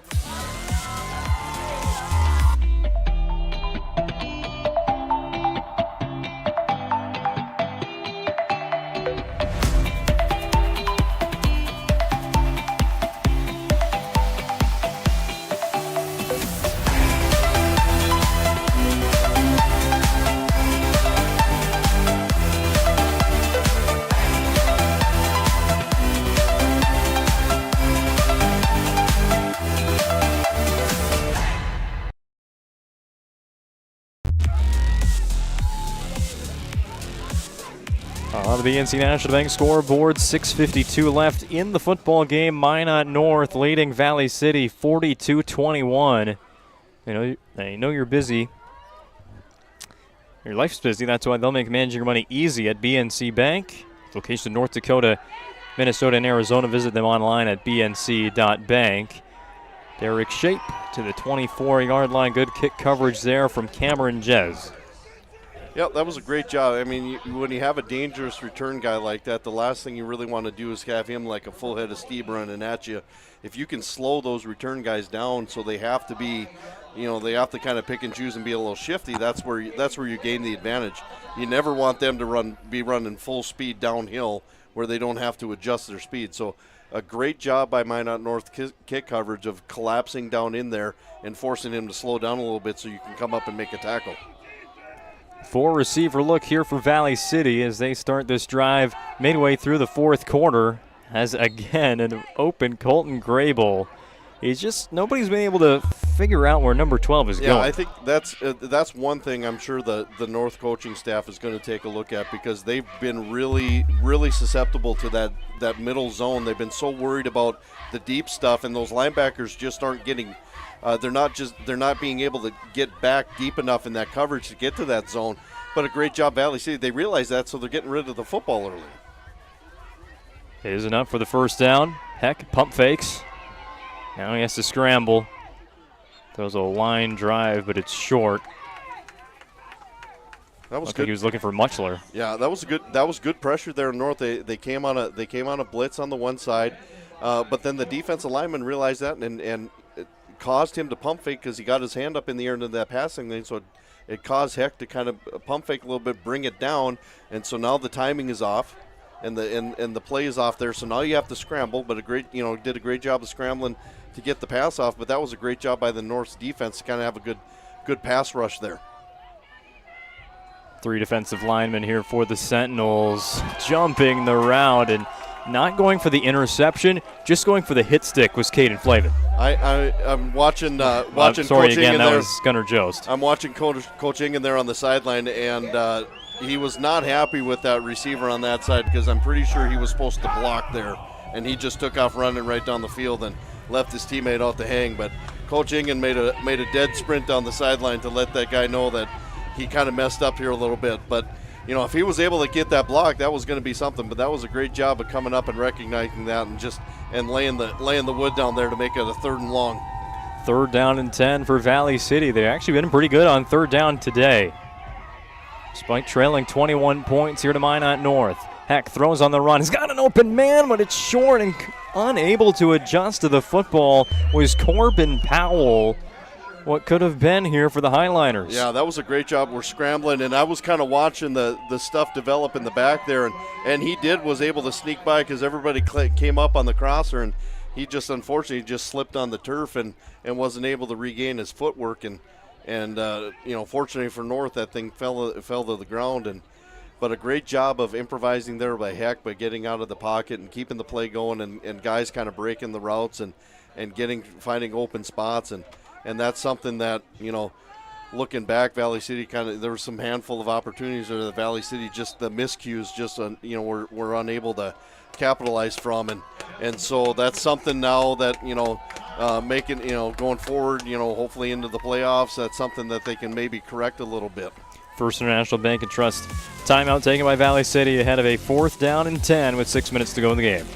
We often think of frontiers as pages in a history book, a time gone by. But even in this modern world, there are new frontiers to conquer. Whether you're tending the land to grow a better tomorrow or growing a business for new opportunities, the work you do powers the world. Exploring the frontier means stepping forward, shaping the future for yourself and for those around you. First International Bank and Trust, helping you live first, one step at a time.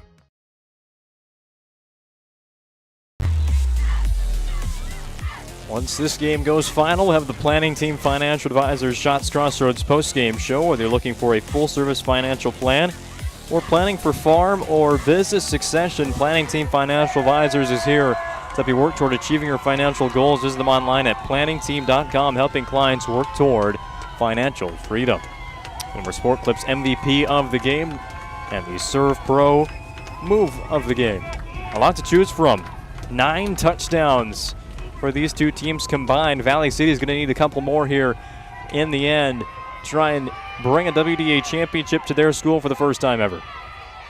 Bryson Heck buying time on 4th down. It's incomplete. He was looking to old reliable here in the second half, Colton Grable, but a nice play made there in the defensive backfield by Tyler Kippen. Yep, Tyler Kippen did a great job of breaking on that thing, and the big thing was being able to knock that thing down. So that was a good defensive stand, causing Heck to kind of scramble a little bit, so we had a good pass rush. And now it's just a matter of just, if you're North, take care of the football. Don't do anything foolish with it. We get contact, you get a couple yards and go down. Force Valley City to call time. They've got 2 timeouts left. Force them to call the timeouts. But the big thing is ball security. Make sure you take care of the football. 2 hands on the ball, because Valley City is going to be aggressive here. They're going to try to pop this thing out. Sentinels have turned the ball over twice today. There's a run play on 1st down. New player in the backfield for Minot North, Cooper Chick. 1.5 yards. 1 turnover was the Hail Mary at the end of the second quarter, the interception. The other one, a lot more costly there in the third, the fumble that set up a Valley City touchdown. But this game has been about going on runs. Valley City scored the first touchdown. Minot North then responded with 28 in a row. Highliners got 15 consecutive, and Minot North back-to-back touchdowns here without a response. 2nd and 8. Chick still the tailback, but they'll go to the new fullback in there. And 0 yards on the run. That's Leon Holzer. And here we go again, naming every running back on the roster like 2 weeks ago against Dickinson. Well, the nice thing the luxury North has here now is you've got a 3-score lead. The clock's running. You've got the ball. You can rest a few guys now. You see Dedman on there. You on the sideline, Berg. Guys that do a lot of the heavy lifting for Minot North, because you have capable backups to the backups, I guess, if you want to think about it that way, that can take care of the football. And I'm sure they've been told numerous times, you're going in there, take care of the football, and then, get what you can and go down. Here goes Cooper Chick. Oh, tries to bounce that one to the outside after first contact. It'll be 4th down coming up for Minot North, and surprised Valley City isn't calling a timeout here. Yeah, unless they're thinking they want to save them for when they get the ball back. But yeah, your North is they're in no hurry. They're going to run the play clock down to 3-4 seconds before they snap it. The clock itself is going to run, but then maybe Valley City is looking at the same thing too. Like we're trying to keep guys healthy, and obviously with 3-score lead, that the comeback is always there's always a chance of one, but it's slim. But you want to get out of here relatively unscathed as well, and Minot North kind of does Valley City a favor and stops the game with a penalty. It was an offsides against the Highliners, which might just give Minot North a 1st down. It was 4th and 5. Yep. They might still be a half-yard short, though. They need to get just past the 27, so it will be 4th down and a half a yard. Yeah, I guess I apologize there. I misspoke. I thought that penalty was going to be the penalty was on North, but it was on Valley City instead. So Valley City does North a favor and now makes that 4th and 5.5, now 4th and a half, and now we've got some discussion here. It looks like we're going to have a measurement. Yeah, of course, you want to go out and win every game. Yeah. You want to take home the championship. And talking pregame with Coach Engen, obviously they came here to win a football game, but they also came here knowing their season extends to next week already. They're in the playoffs, whether they're the number 1 seed, whether they're the number 2 seed, whether they're down to the number 3 seed. All those things could have happened. But for Valley City, I mean, the one injury today to Dylan Hunt, he's back, he's healthy. They hope to get their starting center and defensive lineman Scott Rohde back for the postseason. A couple more injuries they hope to heal up by next week. So, yes, the WDA Championship's what you came here to accomplish, but you understand there's still more football on the schedule for the Highliners. Yeah, you have to look at kind of look at the bigger picture, and again, you're leaving the game tonight with the same amount of guys that were injured when you came. You had the scare with Hunt, but he's back in the game. Thankfully he's back in the game playing. So that's a big plus that you can look at for Valley City as far as, hey, we didn't lose anybody to injury, and we potentially could be getting some guys back for the playoff game next week. So that there's if you're looking at a lone bright light for Valley City, I guess that's one thing you can look at there, and Minot North was able to kind of pick up that 1st down. So the clock continues to run, and Minot North continues to have the ball. 1st down pickup by Braden Blickery. Clock restarts, now down to just about 3 minutes on the dot remaining in the football game. Minot North up 42-21. That's Salyards and Jackinet, the receivers to the near side. It's still Cooper Chick in the backfield, getting some more carries here in this final game of the regular season. Calling it the WDA Championship game. It's always fun when it comes down to 2 teams on one field playing for the championship game rather than, if we win and they lose. Like Minot High, where last week you're not really sure if it really is the day to win the WDA championship. It just happens to be, and there you go. And now you celebrate for senior night today. It just seems right to have a championship game here in 2A. I think you look at the ultimate goal, and for both sides was the game. When you look at the schedules, like if you're going to win the region, it's here. When you can control it yourself, you don't have to worry about somebody else, and that's always makes the game a little bit more exciting. And North is about North's about 2 minutes away from celebrating that first ever West Region Championship for them, and so it's going to be exciting. But yeah, it means a little bit more when it's the two teams on the field that are playing each other that are potentially looking for that region championship. Tell you what, Caleb McLaughlin has put everything he's had on the field today for Valley City, and after that last tackle, you just tell time slipping away from the Highliners today. But again, they have no choice. It's these 11 guys out on the field. They have about 5 or 6 replacements on the sideline, but Coach Engen said, they don't have much depth at all. It's these guys playing pretty much their 18th game of the season is how he put it, as they play two ways all the time. A jet sweep here. There is a penalty flag. Gunnar Jost gets the carry for first down yardage, but a hold is going to bring this one back. They're going to call that against Tyler Steele. Yeah, one of the few blemishes that North had on this drive here, where they've been just been able to milk the clock away, and I think you look at Valley City with the 2 timeouts. I think Coach Engen has had plenty of opportunity to stop the clock, and might be kind of realizing that discretion probably is a better form of valor, and just kind of let this clock run out and get back on the bus and get home to Valley City and kind of regroup here a little bit. And like you said, hopefully you have some of those guys that are dinged up right now are able to come back and be able to play in that playoff game and just kind of go from there. So you're gonna that's exactly kind of what happened here. So you're gonna see Minot North just kind of continue to run the football and kind of run this clock down as much as they can before they ultimately may have to turn this thing back over to Valley City. 3rd down, and we'll call it 18 for Minot North. Ball at the Valley City 34-yard line. One receiver to either side, split backs behind Blickery under center. They'll put the receiver in motion again. Fumble, but Chick will recover it at the 35-yard line. It's been a concern today. Minot North has put the ball on the ground a lot. They've luckily recovered many of them. Yeah, there's a few things that Minot North is going to look back at this game and say to themselves, we're fortunate to come out of here with the win. The turnovers, the fumbles are always a concern, especially now when you're going to enter into the playoffs. They know better. They know as well as anybody that turnovers can be the deciding factor of ball games, and they've been on the giving end of that every once in a while too. So 4th down stop there by the Highliners, so they'll get one more shot with the offense. Minot North brings in their second-team defense here, as the sign has made the WDA champion sign has made its way out of the press box now. It is on the sideline. I think we can find it with this camera. I can see it from here. Oh, yeah, there, yep. Nope. Couldn't see out of our open window, which we've gotten a lot of unkind words about. Just joking.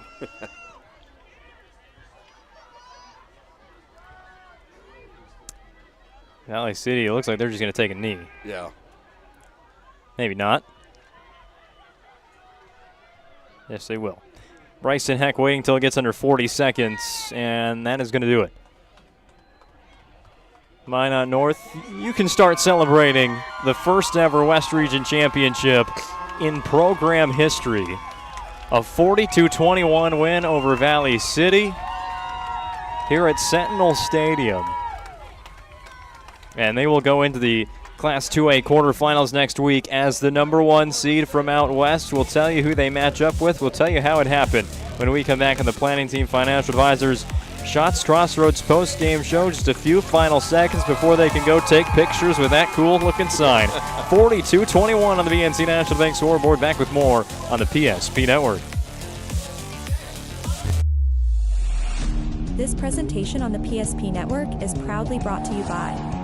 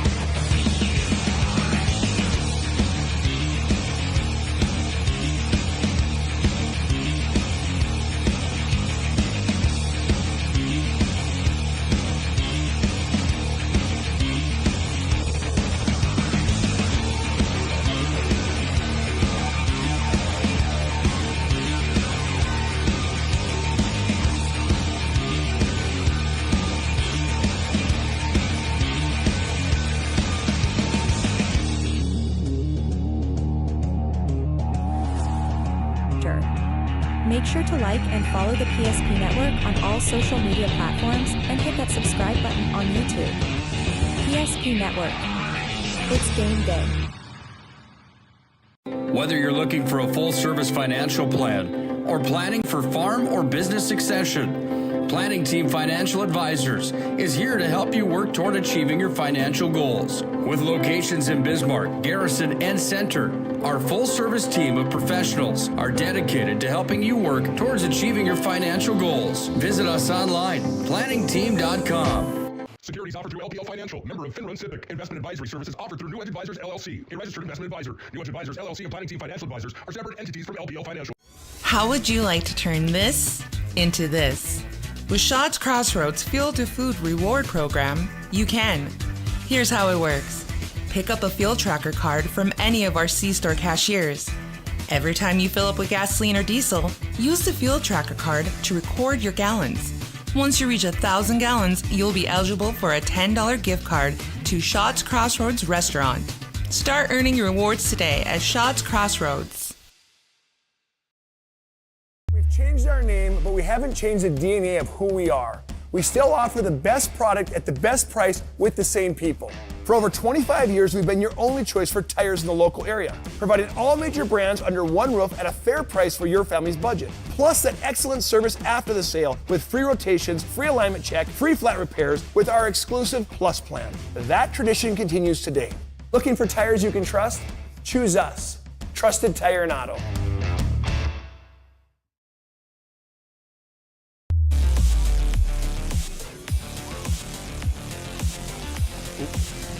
A fun one from start to finish today at Sentinel Stadium in Minot. Valley City got going in the first quarter, but Minot North with 28 straight points there in the middle of this football game.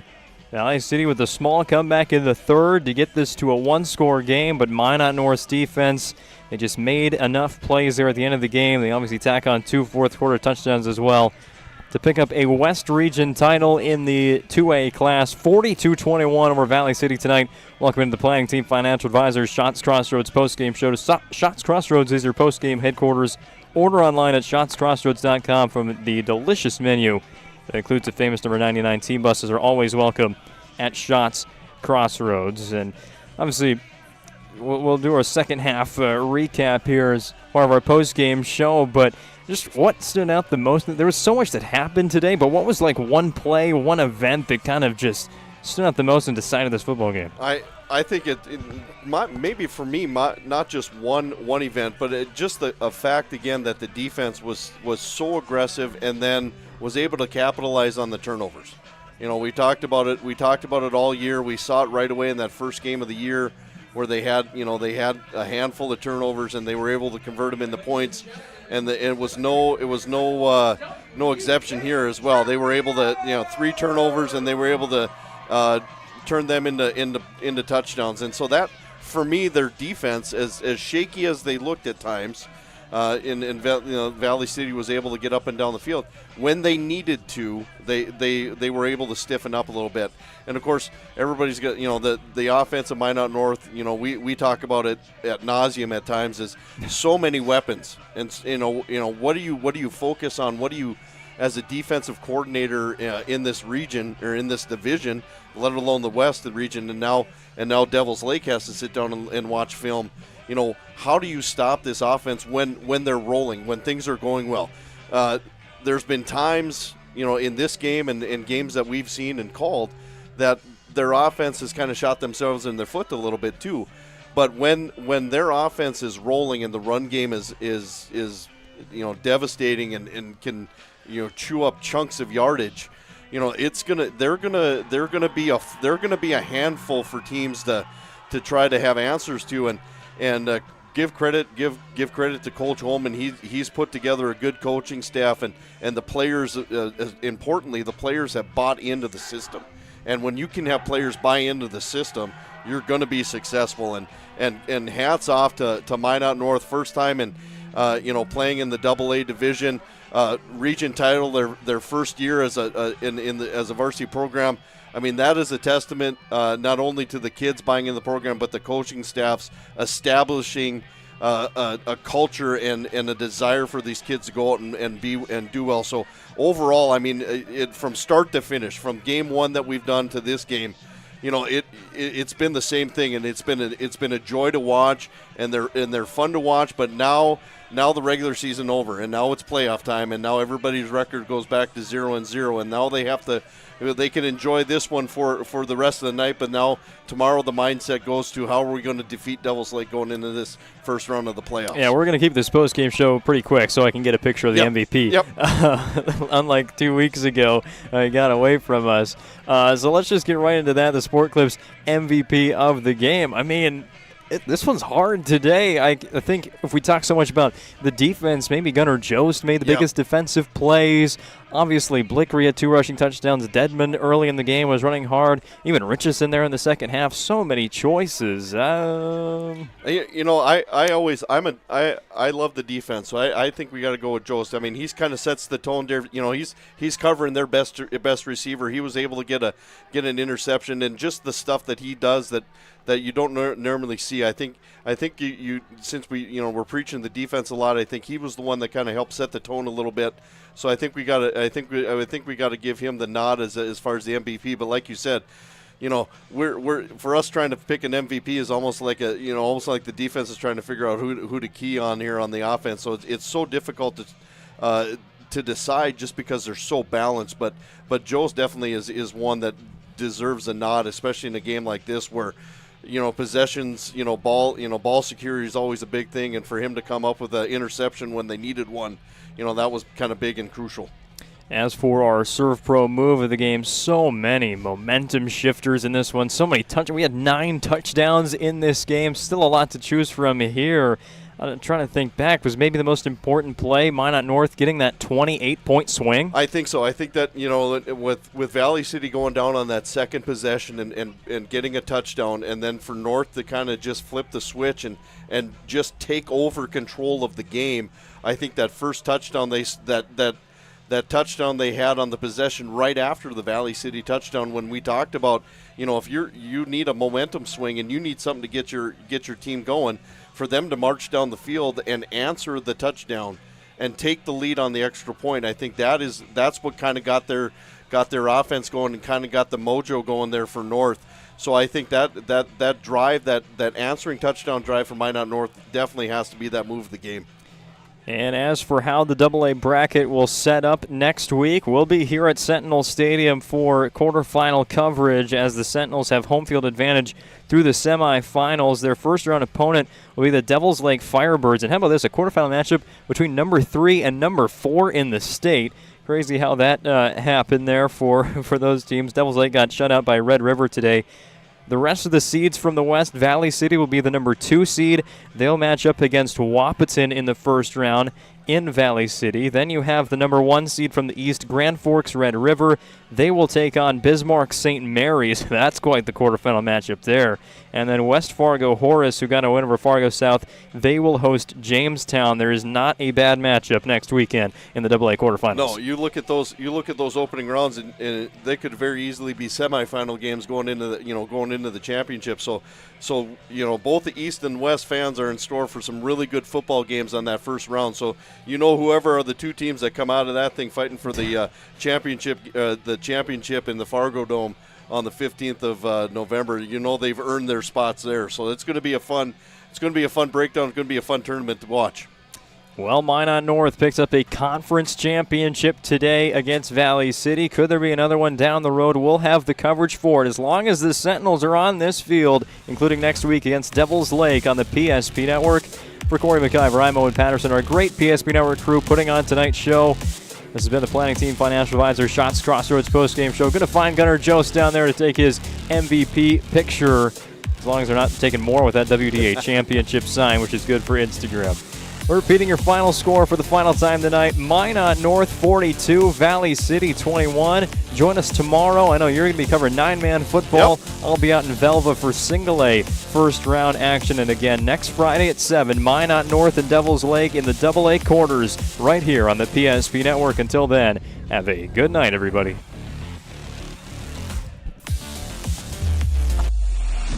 This presentation on the PSP Network is proudly brought to you by